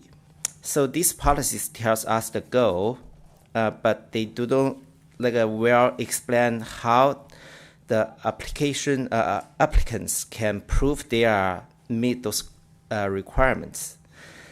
From my professional experience, I have worked for projects that were revised many times about the EIS because there's no clear standard for deciding when this no negative impact were achieved.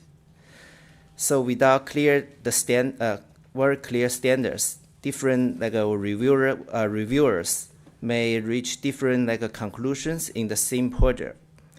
So it creates the delay, uncertainty, and unnecessary cost. So my opinion is a good official plan is not creating by adding more a policy.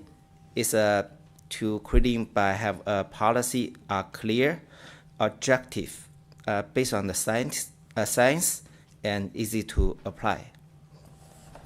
Okay. Thank you, Mr. Shi. I'll see whether or not our staff have any comments and then whether or not there's any questions of council. Thank you, Your Acting Worship.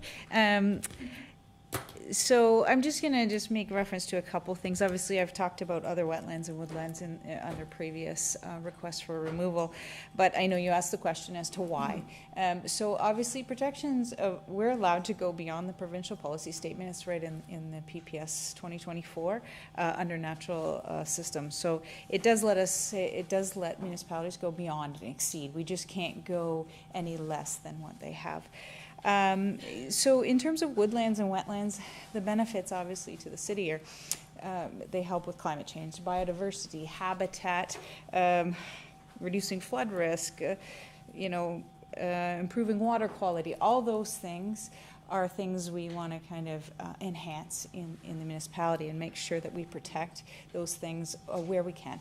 We have in this plan, we didn't go as far as it has been in the past, but we do provide some flexibility on that.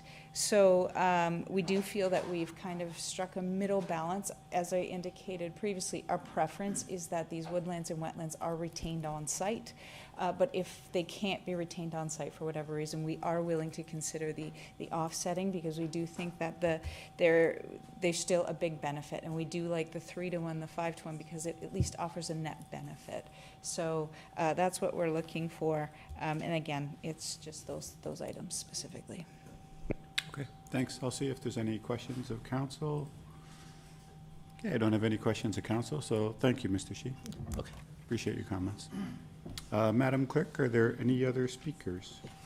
There is one last person registered to speak. I have their first name of Sylvia, but no last name at this time. Is Sylvia here with us?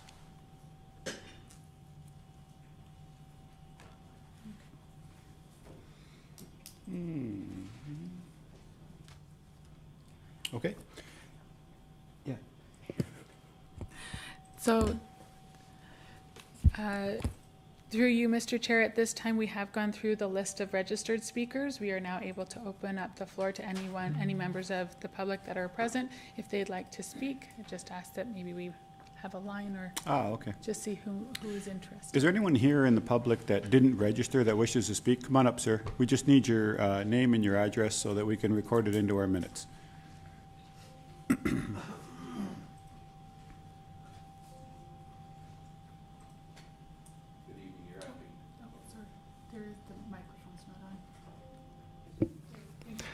Good evening, Your Acting Worship, esteemed members of council, city planners, and members of the public. My name is Mark McAlkoff. I am the president of Oleo Energies, and I'm here representing Oleo Energies with regards to the draft official plan. I would like to raise two issues, and I have raised them before in front of council, and they become quite poignant with this matter. The first is a corrective measure on the boundary or on the land use Schedule 2, which deals with the southernmost boundary of our property, which is 5800 Thorold Stone Road.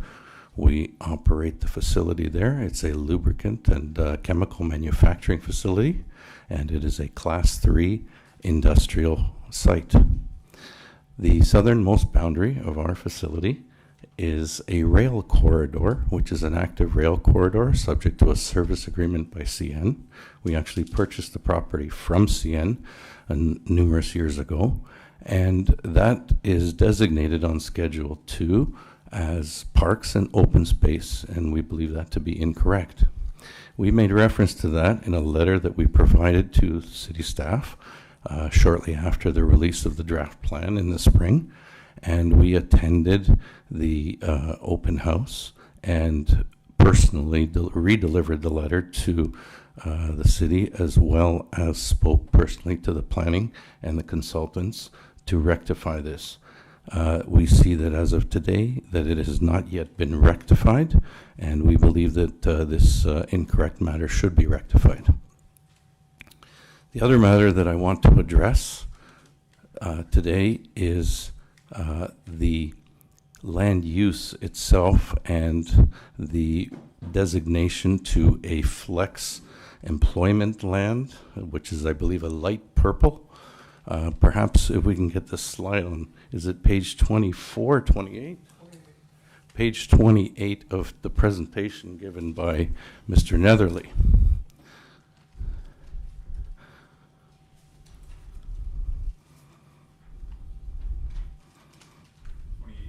Yes. Is there any way to blow that up a little bit so that we can see Thorold Stone Road fairly clearly?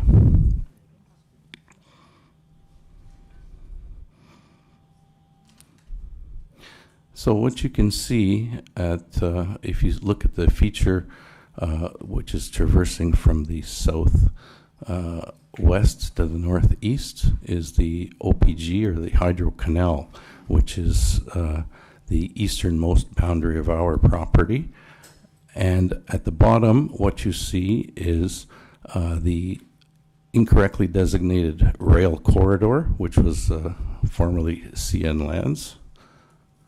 And what we see above that, at that rail corridor, which proceeds all the way to Stanley Avenue, is what's designated as employment flex lands. We were here in front of council several years ago when there was an application that was made to redesignate those lands together with another parcel, and council turned down that application to redesignate it to residential uses. We vigorously defended our position because we are an employer. We employ 60 people in good manufacturing jobs. We are growing. We are taking on another shift. We will soon be at 100 good manufacturing jobs. We find that we have to continuously defend our lawful uses of our property, and there is an ever-increasing expansion of incompatible uses being made against industrial properties.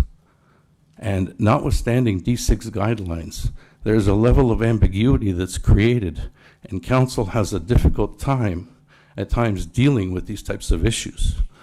And we believe that the city planners and staff arrived at an erroneous decision when they recommended that there be a parcel, never mind the entire piece, but a specific use parcel designated for residential use, and that passed council at a meeting in February. I was unfortunately unable to attend for health reasons, but nevertheless, it makes no sense that we hear a common theme throughout tonight's presentations and others that we have to protect employment lands. And what we see is a continuing onslaught where we have to defend ourselves and our uses of those properties. So number one, we would like clarification of what the change in designation means. And number two, we would like those to remain employment lands and be so reflected in the official plan. Thank you. Thank you. That's my presentation. Questions of council? Council? Oh, yeah, I'm sorry. So we had two questions. I'll get staff. I don't know, Ms. Dole. Okay. So I'm going to get Ms. Goerz to answer the question about open space and flex. Or our consultants are going to do it. Our consultants are going to do it. Okay, Mr. Nethery, Yes. and then our staff will be ready to jump in.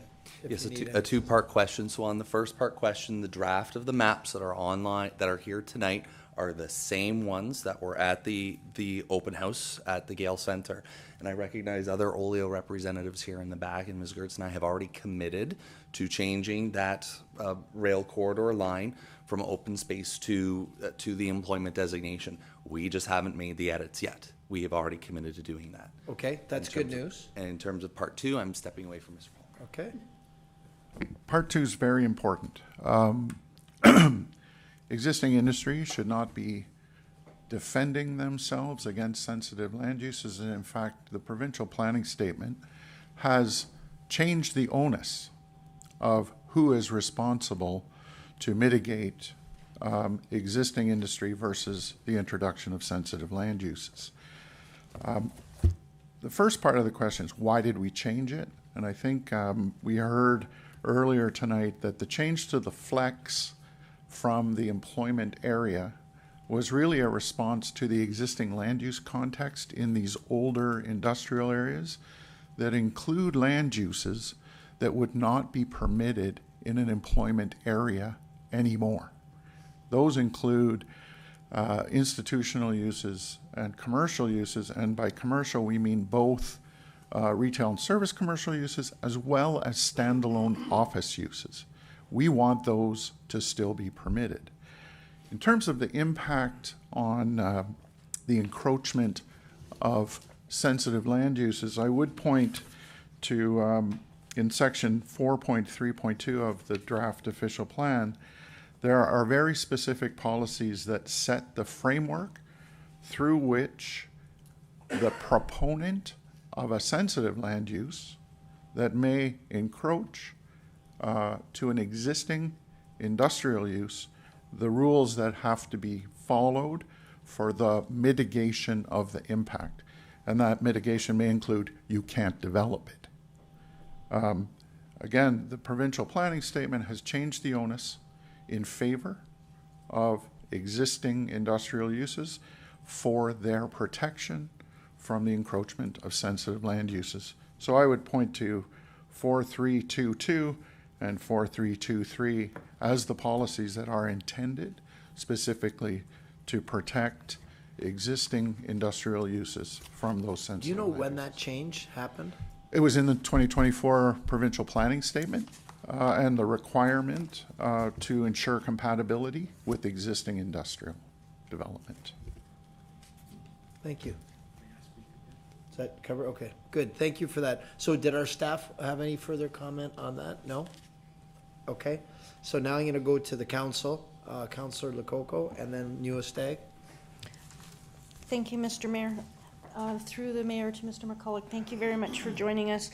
This is where I get very confused when we have different guidelines and recommendations. Mr. McCulloch has said that they're class 3. On the report for the residential last time, it said they're class 2. How are we supposed to distinguish?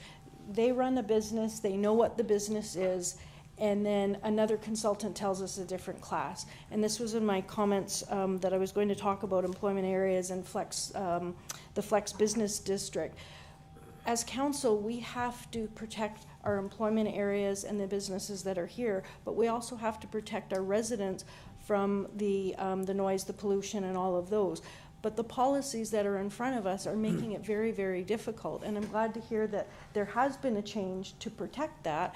And I just feel like we're going around in circles. This has now been 3 applications when there's been conflict about what the class is. a class 2 or a class 3. If it's class 3, it has to be further out. If it's class 2, it can be closer. Well, then you argue about what class it is. So we really need to come to some sort of understanding about, we know what businesses are in our area. Why can we not just have a list that everybody agrees to about what they are? Speak to the industry to say, here is the business, the number of hours, the number of shifts, whatever the classes are per the D6 guidelines, so it can help us, because we're going around in circles. We're approving something and then all of a sudden there's an issue. We can't keep on doing this. We only have, there's Washington Mills, Salit Steel has moved out, we have Oleo. We really have to come up with better protection for everybody, and I hope that through this conversation and through our official plan that we can come up with something better, because we just go around in circles. So you're right. Now, at the same time, you were last time addressing noise from the neighbors for Washington Mills. Now, that hurts industry when you do things like that. So we need to get clarity on what position we're taking. Are we for the protecting the industry? With all due respect, Mayor, it's not that we're protecting anybody. When somebody comes to us with a concern, whether it's a business or a resident, me as a council member, I have to bring that forward. So we have residents that we approve that development close to Washington Mills. If they have a concern, I'm going to bring it forward. It's, yes, it was in their purchase of sale that there would be some occasional noise, and we heard from the plant manager that some of the operations changed because they were given a different class from 2 to 4, and they changed their operations. That changed the noise. So it can't just be, are you for the residents or are you for the business? It shouldn't be like that. We should be working with everybody to accommodate Well, unfortunately, you can't. You have to decide what side you're on. In this case, what came first? The industry. You move next to industry, buyer beware. We lived next to a train track when I was a kid. You can't complain about your house shaking from the trains because the trains are longer and bigger. You can't complain. That, as far as I'm concerned, you protect industry. You got to pick a side. So here, we need to protect the industry, protect the jobs. As Councilor Patel said, you need a job to buy a house. You don't need a house to buy a job. So you got to pick. So Washington Mills felt very threatened last time by comments that were made. They're very concerned. They're trying to expand. Everybody's very concerned, but we can't just ignore a bunch of residents who Never said to ignore them. Well, that's how they're feeling right now. Well, I don't know about that, but fact is, you move next to a factory, you have to expect noise. That's how it is. Again, it does say occasional noise on the deed, and noise at 3 o'clock in the morning that is above the D6 guidelines. That's not what their expectations are. Well, why don't we ask maybe our consultants if you can weigh in on the, we talk about different guidelines for industry because we have residential creep and they're moving in and we don't want to lose the industry that's here. So I don't know if you've got some insight, and the Councillor Lococa makes a valid point that, one person says we're D this and someone else says, no, you're D that. So who is the authority on what they are? I just have one quick point. Your Worship, may I make a quick point to Councillor Lococa? Yes. I just wanted to add to what you said, Councillor, and that is that the D6 guidelines are fairly clear. We had a consultant, ours, who is a very reputable, and Trinity Consultants deem what our uses constituted, whereas the report that the city relied on, and thereby the council, in order to make its decision to allow a residential development, that study, the consultants never once set foot on our property, never contacted us, and had no knowledge of what we did, other than what be available public knowledge. So I do agree with you 100% that there has to be a set of guidelines that makes council's job that much easier to do in order to achieve what you are looking for in the draft plan, to protect industry and to protect residents from industry that's too noisy. To you, Mr. Mayor. There's two contexts that we're talking about here: existing situations, and again, in a city with the age and context of Niagara Falls, there's always going to be conflicts when residential development has surrounded an existing historic industrial use. And the industrial uses have to be given the opportunity to grow, to evolve, to change.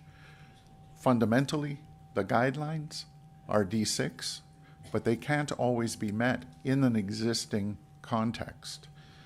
The goal of the policies that I spoke about here is to not permit new sensitive land uses to encroach towards an existing industry. It doesn't matter if it's in an employment area or in the flex business district. The goal is to apply the D6 for the current or for the proposed situation, and the trigger, again, that has been used elsewhere is the 300 meters. The work needs to be done. The D6 guidelines need to be implemented, and the goal is to avoid future and additional conflict. But both need to be dealt with. Very difficult in a historic city like Niagara Falls to deal with the long-term conflict between land uses. And particularly when you want to protect the jobs that are so important to the vitality of the city. So that's why the province changed the onus to the proponent of the sensitive land use. They have to make their case to the satisfaction of council. Thank you. Thank you. Yeah, the questions are, like, you'll get a chance to speak publicly, but right now it's just for the council to ask questions. Any other questions or comments of council? Yes, Councillor Newestag. Actually, a lot of my comments have already been said, but I do want to reiterate. When you see this provincial D series guideline, the onus is on the resident, not the industry. So we need to really enforce that and refer back to that and not give we have to balance it out that way. So when we get confused in these situations, I think we have a provincial guideline that we need to refer to. And I think anything that we can do in this official plan, I know we were speaking earlier to Mr. Olch about the extra 300, anything we can do to protect the industry, I think is on us. And here's a good opportunity with the official plan to do it. So if the 300 extra meters helps, then maybe that's what we have to do to ensure this going forward. Thank you. Thank you. Councillor Patel. I have a question. Who decides what type of industry that is? Like, is it one? Ms. Dolch? Thank you, Your Worship. So it's based on experts in the field, so depending on the type. So for when you do assessment, it could be air quality, it could be noise, depending on the industry. So then they do a study to determine whether the sensitive land use can go in proximity. So they determine what the class is. Obviously, in this case, too, Oleo did their own study to determine their class, but it's based on the D6 guidelines and the requirements in the D6 guidelines by consultants in those fields, especially when you're introducing a sensitive land use. They determine what's appropriate setbacks and things like that. The D6 guidelines give you your standard class 1 setbacks, class 2, so they lay out the setbacks. They also give you a potential area of influence, which tells you where you have to kind of consider as a red flag, like this could cause issues. That's why when we start to ask for studies. So through you, Mr. Mayor, so when we had a development on what was that, around the Goerz Street, I forgot the name of, what was the street? Fraser Street. So we had our staff had information there was a type 2 industry, and Oleo said there was type 3 industry. So how is there difference in to report? Thank you, Worship. In that scenario, we did get Oleo's through the council meeting that evening, so we didn't get notified that they had their own study until that evening at council. So that was the difficulty there. Normally in those scenarios, we rely on the consultants, the experts in the field. If we have a situation early, if we would have got their information earlier prior to coming to council, we could have done a peer review on the study to see who was right and kind of determine that. But in that case, obviously, it was raised right on the floor at council, so I wasn't really aware of it at the time. Okay. Thank you. Yeah. I just would like to add a little bit more information, if that is okay, Your Worship. We were not made aware of that study, and nor the fact that it was peer-reviewed by a further consultant working for the proponent. When we saw that the Friday before the Tuesday council meeting, we immediately engaged our longtime consultants that do our air permits for the Ministry of the Environment and handle all of the regulatory requirements for us to write a detailed letter in support of the type of facility that we were. And it was obviously in conflict with the information that the city received and what the council was able to make the decision relying upon. And thereby, we believe there was an inequity there, and we are currently appealing this to the Ontario Land Tribunal and are awaiting our hearing at this time. Yep, you still got Thank you, Mr. Mayor. So to Ms. Dolch, so is it possible for us to request all the industries to send us their, what kind of industry they are, type 1, type 2, I'm not sure what it is. Is it possible for us to keep the record, or it goes by the application basis? Thank you, Your Worship. So obviously, any industry can do that work if they choose, and if we want to keep a database, happy to do so here at the city. What happens, though, is obviously anybody who comes in to introduce a sensitive land use would be required to do that study anyway.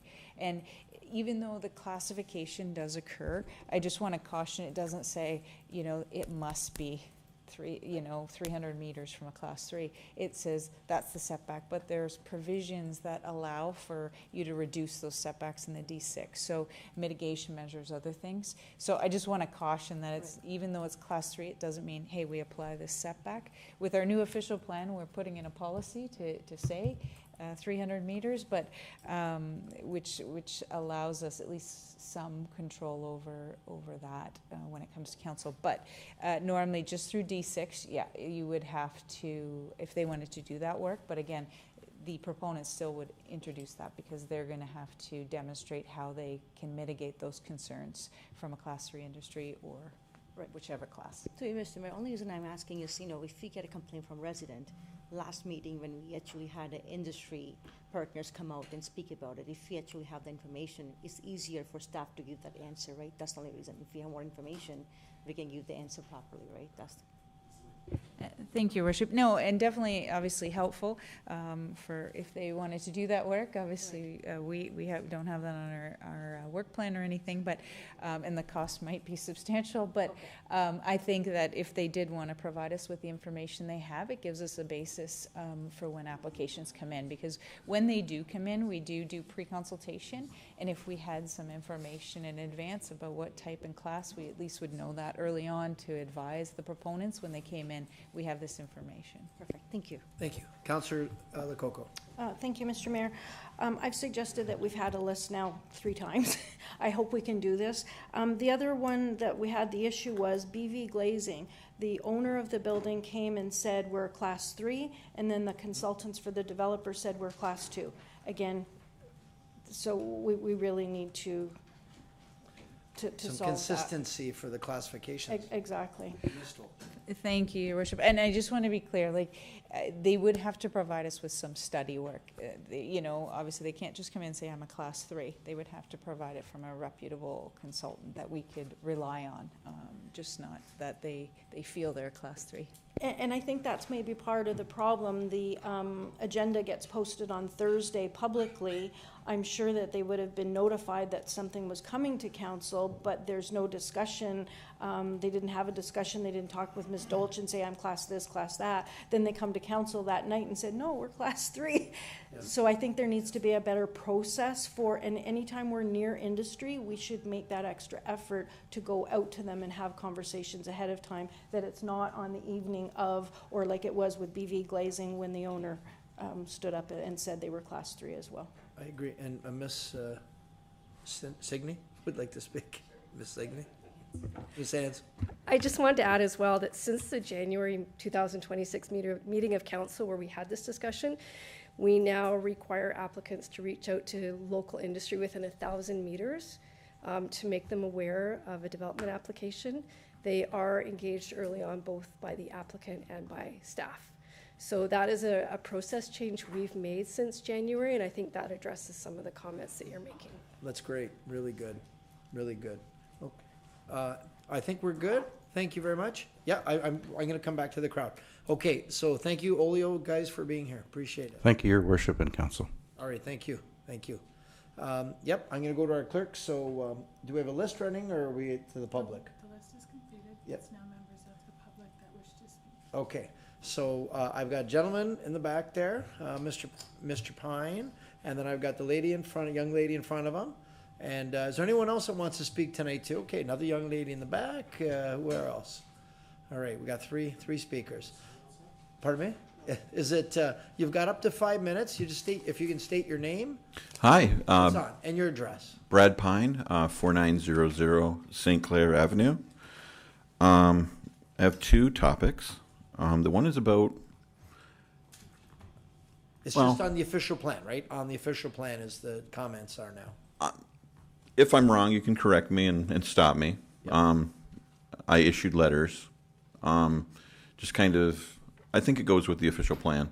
It's the first one's about how we deal with garbage. I've been doing some investigative studies on Queen Street, and I notice the garbage. So garbage is supposed to be sorted. Yeah, so that would be another topic, but not on official plan. Is just about the zoning discussions for future use of lands. Okay, so it's just land. Just for land. All right, I should not be standing here. I apologize. Yeah, no, that's fine. Appreciate it. It's a learning process. But I will say, I hope everyone knows we have such a beautiful city, and there's so much potential. And what that woman was saying about, the past and how it's been destroyed, that is such a shame. Yeah. And I thank you for highlighting that, ma'am.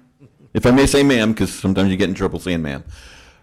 Just what a beautiful city that we could have had. I saw you were thinking about the wine. Yep. Anyways, have a good evening. Okay. Have a good evening. Thanks, Mr. Pine. Thank you. All right, ma'am, if you'd like to come forward and state your name and your address, and then you've got up to 5 minutes. Good evening, Mr. Mayor and councilors. I wasn't prepared to speak earlier, but I am now. Donna Soika and 5601 Green Avenue here in Niagara Falls. Okay. So I wanted to talk about the posting of this meeting and for them to proofread when they post. And also the one at the Gale Center that I attended for the stacked housing. That the dates and the days don't match. Oh. So for instance, at the Gale Center, they said it was Wednesday, June the 18th, the posting on where they post on the properties, and it was actually Thursday. And so this meeting posted, said Thursday, July the 28th, and actually it's today. So where, Mr. CAO, would that be our comms department or is that planning? Yes, Ms. Dolch? Okay. And through the worship to the speaker, and we do apologize for that. We did have the correct date, but we did note. I know you sent a letter in. Obviously, we didn't notice at the time, and unfortunately, our human makes mistakes once in a while. My staff are quite busy trying to get this in front of council as quickly as we can. So we do apologize for that, but thanks for bringing that to our attention. Yeah, I appreciate that. But the dates for the public are important, because then we would have missed it. Yep. Thank Absolutely. You. Okay, thank you very much. Thank you. As they say in The Price is Right, come on down. Oh, yeah. Kailen, you wanted to weigh in as well? Is that to the last speaker? Yes. Ms. Soika? Yes, okay. I just wanted to add something to that. So my understanding is that the newspaper notice was corrected before it went to print, so that was correct. And then the notice that was emailed out was incorrect. But that was rectified as soon as we realized that it was incorrect. Yeah. This was also on the lawn signs. Okay. Thank you for that. Appreciate it. Come on down. You know the exercise. I do. Good evening. My name is Leslie Lawn. My address is 5525 Rexinger Road in southern Niagara. And I think that's all you need to know, right? Phone number? No, we're good. Okay. It's on the bathroom. No, I'm just kidding. Anyway, I want to first say that I think in reading this official plan, I think all of the people involved have done an amazing job on finding that balance that you were speaking of earlier. We do realize we have to go forward and develop to a certain extent, and that is how a city progresses. I think in looking at the guidelines that have been developed by this plan, I think it's a very positive move forward in the direction that they're trying to go, to try and balance the development with the natural heritage, the economic development, all of our transport, all of those things. And I think this plan has done a really good job with that.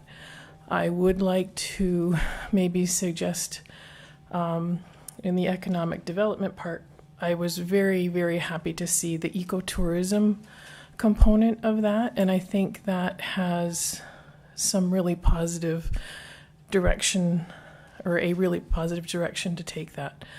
We are surrounded by water. We've got some amazing existing parks, but I think we have to look outside that green strip along the river for more of those ecotourism opportunities. And I think that can also bring some job development to the area as well. Industry, there's so many green industries that are coming to the forefront around building, and we are building. Niagara is targeted basically as one of the largest areas to expand for building in our future. And I think the environmental aspect and the development aspect can be combined if the will is there. And I think that's a big part of it. Mayor Jim, you said previously about buyer beware. Okay. I think I think that not only has to apply to homeowners, but I think that also has to apply to our speculators who are purchasing land in the area to develop. We have these natural heritage and green spaces, and I think they have to be more than aware of that when they purchase. And not only taking into consideration that it's something they can apply to have removed or reduced buffers or whatever in the future. That requires a visionary shift away from the way development has traditionally happened, possibly changing the paradigm of what we would like to see as a community and as a municipality, to see how we would like to see development moving forward. We've seen some really wonderful designs come down, like I keep referring back to, I believe it was one of the Rodan families had an amazing development for a tall tourist hotel. On Portage Road. Yeah, and it's like, it encompassed so many positive green and eco-forward thinking ideas. Again, will we ever see it? Possibly not. But the ideas are there, and we're starting to see them. And if somehow we can get it from just seeing them to actually building them, and that takes policy change, and it takes, again, the will, and we also have to. I've sat in council for a lot of years watching, and I see a lot of concessions made that maybe could have been revisited and possibly not. Again, I'm an eco person, I'm an environmental person, but I also know that development has to happen, and I think the two can mesh really well. I love the 5-to-1. That's amazing. The 3-to-1, the 5-to-1 tree thing.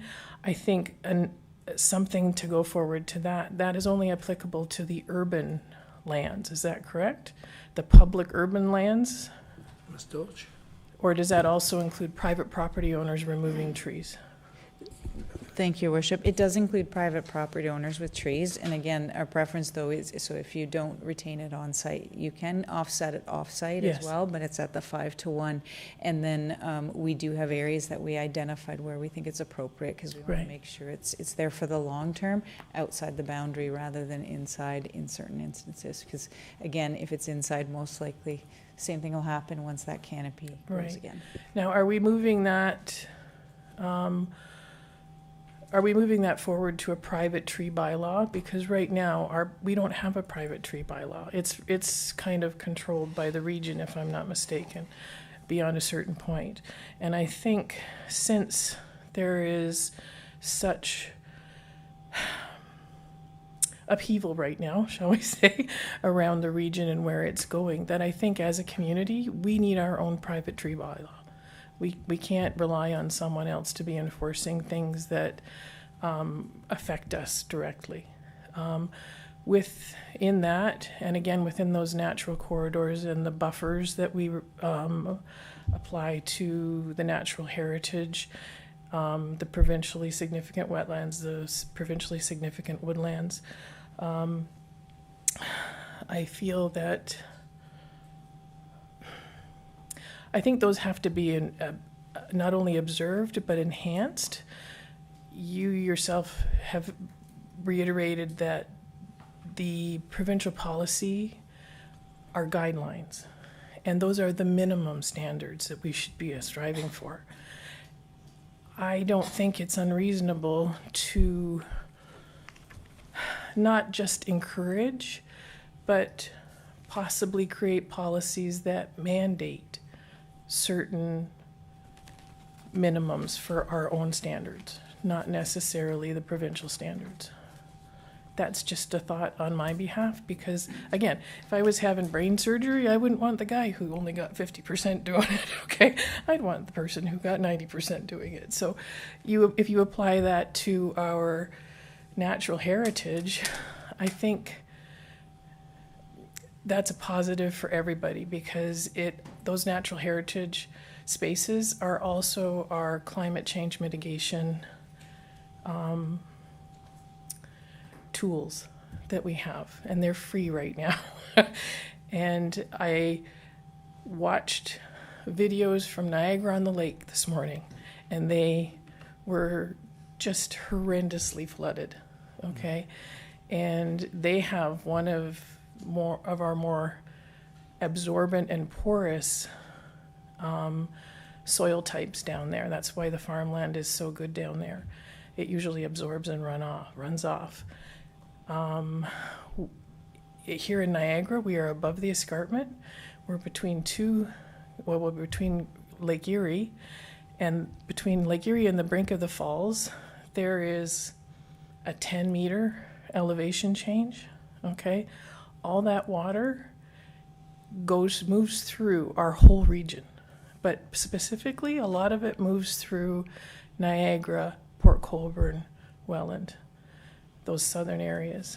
And the river, yes, it accommodates a certain amount of it, but water just goes where water will go. It goes through the Wainfleet Marsh, the Wainfleet Bog, the Willoughby Marsh. And I think we have to remember that a lot of our community drains start in those places. And if they are overwhelmed, then everything downhill will be overwhelmed as well. And I think trying to contain it in diameter, like culverts and things of a diameter that are based on past extreme events, that doesn't cut it anymore, because we're entering new extreme events all the time.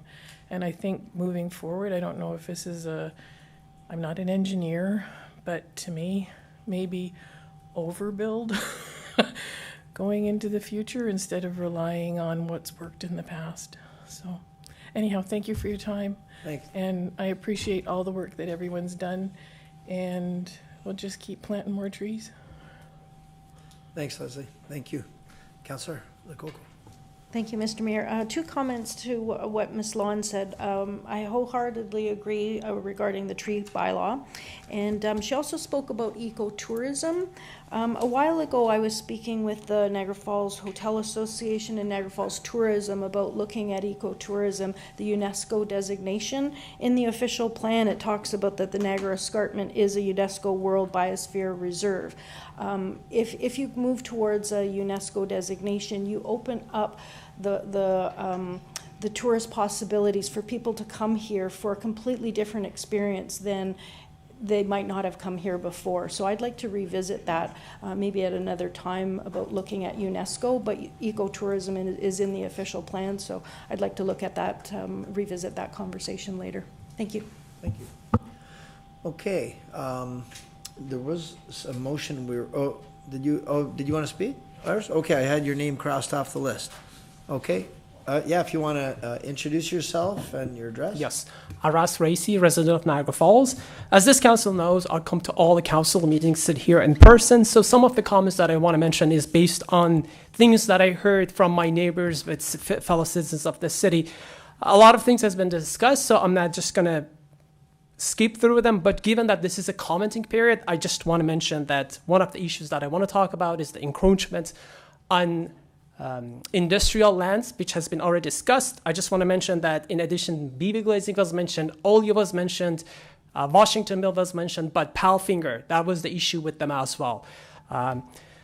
One thing I've noticed is that the problem arises when we absolutely need housing. Yeah, it's a crisis. Shorting cost of housing significantly high, but we need new housing. But the problem is that when the development goes to a neighborhood that doesn't match with it. And I appreciate, I'm going to thank the staff and consultant. They've done an amazing job. And I'm so happy to hear the comment has been made about protecting our industrial jobs, because we need the jobs to be able to buy the homes, as Councilor Patel said. I am very interested about this whole mixed use 1 and 2 and existing neighborhood. But my question is, so you discussed about how we're protecting the industrial zone, which again, I want to make a comment that I support that motion, that idea. But what happens is that moving forward, given that we have a beautiful new master plan, are we trying to make things next to each other so we don't have a high rise all of a sudden goes to a small neighborhood? I understand. Perhaps that based on the planning, we could not prevent the applicants to come forward saying that I want to build this high rise in the middle of a small single story households. But at least I believe from the perspective of good urban planning, we need to put things next to each other. So if you have those corridors has been identified, so if you could have those high rises on those corridors, this means that the residents will get a frequent public transport. You don't need a car. And so my question is that not going to industrial use, but how are we if we have this new master plan, are we going to see less of friction that major high rises go next to industrial or next to a single story? What protection do we have? Well, we'll go to Ms. Dolch for this one. Thank you, Worship, and I may refer to the consultants as well. So I'll just go to Mr. Palmer first. Perfect. Because it's my favorite part of, through you, Mr. Mayor, Yeah. I go back to chapter 4, and absolutely correct, the tension where built form heights mostly abut each other. I've been doing this for a really long time, and there's policies in this plan in section 4.3.2. Compatibility transition requirements based on the land use designation. There's a requirement for the designation that permits the highest building types has to consider the appropriate transition down to the adjacent low-rise development. That means that while there are maximum heights identified in this official plan for various land use designations, they cannot achieve them until they've dealt with compatibility and transition. That will be implemented through subsequent zoning approvals. So it's quite, on a deep lot, you could have an 18-story building that steps its way down to a 3-story building, adjacent to a 3-story building. You can have more distance separation. There's many, many, many ways to detail and articulate an appropriate transition between two land use designations, and that's the intent of this section of the official plan. It applies everywhere to every development. So it's a very important part of the plan, and it's been thought about for 42 years. 4.3.2. Yes, got it. Okay, thank you. Paris? Okay, thanks for that. And just very brief comment about that's been mentioned. Developers, they can go around, shop around to whatever consultant they want. They can go 4 of them saying, no, this is level 3 or level, and then the moment they find the one that they want, and they come to us with presenting whatever they want. Just want to mention that because the comment has been, how do we know? Are the Olio's plan or the applicants? Well, applicants, they go shop around. The other issue that I want to come here, give my issue that echo what our CEO said about upzoning. The problem that we have in this city, and I appreciate the position of the staff and yourself, your worship, about the sunset clauses. I want to defend that sunset clause. One of the people was asking for it. It was me behind the scene. We have out-of-town investors and sometimes in-city investors. They buy a land, dilapidated land, and they come with the application. They hire the best lawyer in town, and they would come here that they're building 70-story, 50-story, multiple towers. At time when before even they come here, they have a huge PR firm advertising. They have no intention of getting built. All they are doing, upzoning it, creating a speculation so that they can go to bank and say that the property that I bought for $1 million, now it's worth $10 million, securing loan against it to go build in GTA. And they say, look, we are legitimate builders. We are building in GTA. But what happens is that trickling the cost of those upzoned speculations goes then to all the youth of Niagara Falls who are struggling to buy housing. So I want to commend you. I want to put that, I really appreciate that sunset clause. I hope the city will defend it vigorously. My other question would be that if we are having a brand new slate of official plan, what could we do to fight back against these speculations? And what can we do so that we don't get these situations that we have upzoning, that speculation? Could we go back and use it and reuse it? Or minister passed a law that says if you don't use it, use your site servicing plan. What could we do other than sunset clause, which I defended, to fight against this upzoning? Because it's really hurt especially next generation of home buyers of our city. So, Ms. Dolce, other than sunset clauses, what else? Okay. Thank you, Your Worship. Look, we got some backup support here. You know, Mr. Palmer. Here. 4.3.2. I like the sunset approach. It used to be in the Planning Act. Oh, it was? Many, many, many, many years ago, and it was removed. It was what? It was removed from the Planning Act. That doesn't mean you should not take your lawyer's advice and try to do it specifically for zoning. Obviously, there's opportunities for sunsetting through draft plans of subdivision and not renewing the draft plan approval.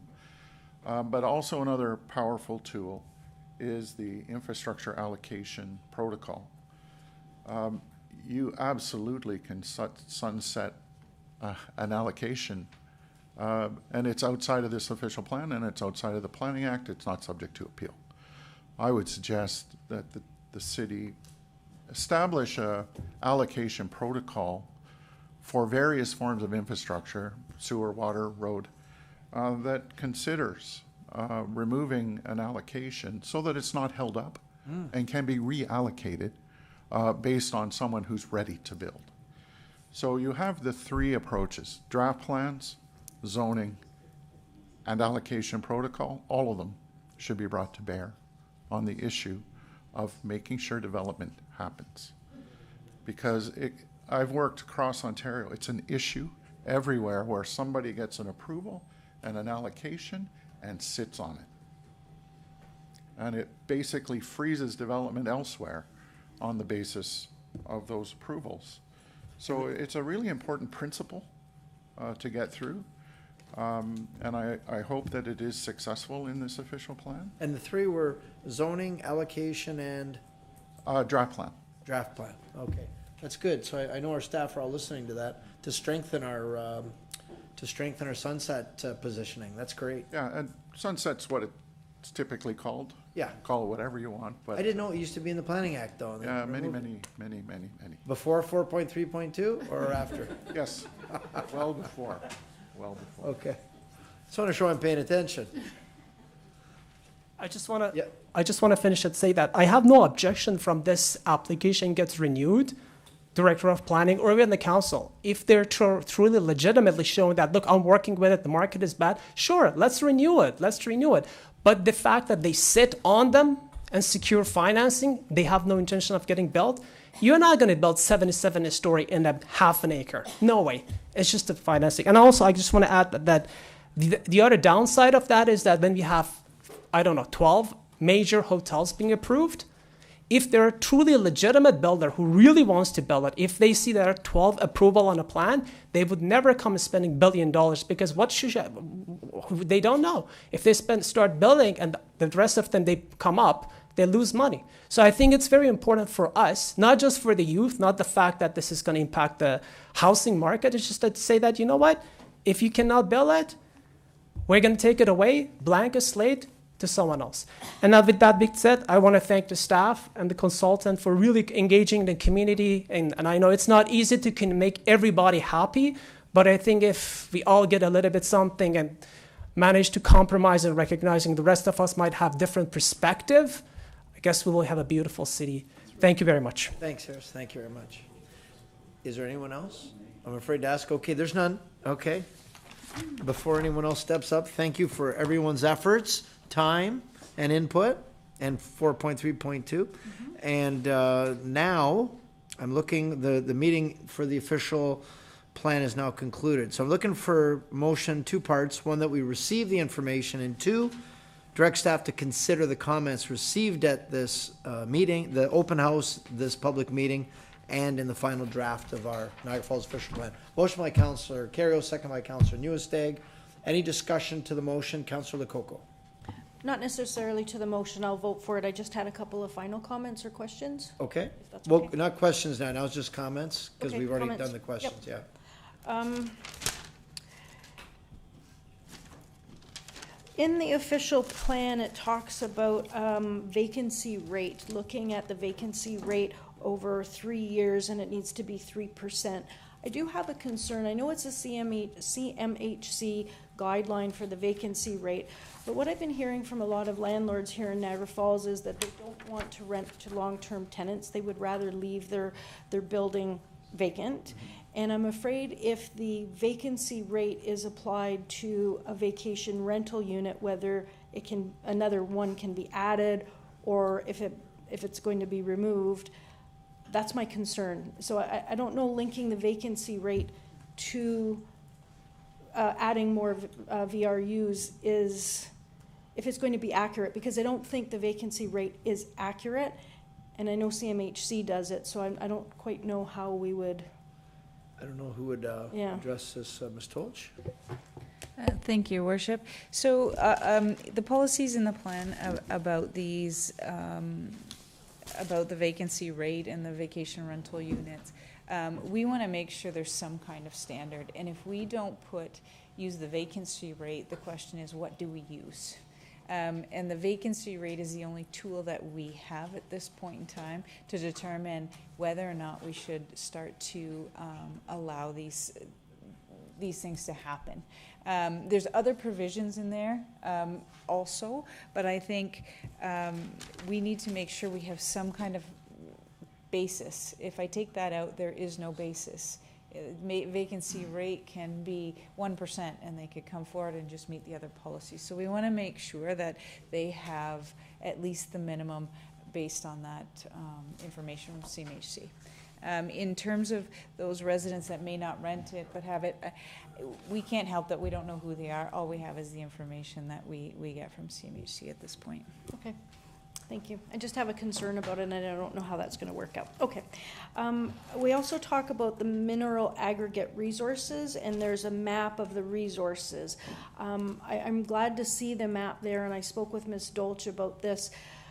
there's resources all mapped out. We know that they're there, and I link this to Fernwood. We knew that the resources were there, but yet we built that anyway. So when we're looking at this map, I want to make sure that we're extra diligent, that we're not building homes in an area that there would be mineral extraction. So I'm really glad to see that map there. This was interesting. So when I was reading this about Queen Victoria Park, and I know, Mr. Mayor, you brought up saying that we weren't responsible. There were things in here that I read that I did feel responsible for. I know that technically we're not responsible to do anything, but some of the wording that was in here about Queen Victoria Park to protection of the escarpment and separating Queen Victoria Park as significant natural features, establishing plans for future harmony development within and adjacent to the park, provide support for new development within the park on non-intrusive facilities which interpret and or enhance the falls experience. New buildings and structures should complement and not detract from open space viewing function and park. So when I read that, I asked Ms. Dolch, was this added in after the discussion about Queen Victoria Park? And she said, no, it's been in the official plan. So I found it interesting, but I do feel responsible that we could work with the Niagara Parks Commission to have those discussions. So that was just a comment that I wanted to state. And then going back to that environmental overlay, we've talked about the other woodlands and the other wetlands, and I'm really happy that they're there. I think we do need to protect it. I want more to protect more. I just don't want the minimum. So that's great. We're protecting our environment, and those are all my comments. Thank you. Thank you, Councillor. Yes, Councillor Patel. I just have one comment. Is it possible for us to see the progress that has made in the city over the years? Like, I'm sure official plan when the map comes out. Progress? Because, I'm sure 20 years ago, there were lots more trees in the city, then residents happened, and, maybe 100 years ago, there were trees everywhere, and then even City Hall happened in the same place. Is there some way for us to see it, the progress of the city? I'm sure planning said yes. Ms. Dolch? Thank you, Worship. So there's a couple of resources there in terms of tree canopy and the changes over the years. Obviously, there's air photos going back. We have air photos across the whole city. But in terms of progress, and I'm going to take it more from a development perspective too, we are looking at, in planning, showing all the things that have happened and all the approvals and the things that have been built. So we're going to have kind of a showcase coming out. It's going to be definitely after August 11th, but we are working on that to kind of show those where what you saw at council and what was built kind of display. So we are working on that. But again, the tree canopy, I know Mr. Nichols' group has done quite a bit of work on the tree canopy, but you can see from the air photos progress and something that will continue to be monitored as we go. Okay, thank you. So what I'd like to do now, so we'll call the vote first. Yeah. All those in favor? Okay, unanimous. And then, Madam Clerk, you've got a motion to bring forward that Councilor Pietrangelo suggested. Okay, thank you, Mr. Mayor. Through you, earlier this afternoon, evening, Councilor Pietrangelo had requested that there the opportunity to have further education provided by staff and consultants, and as such, because we haven't put it yet onto the agenda, my recommendations as the clerk would be that we do first proceed with a motion to waive. Thank you. I'm sorry.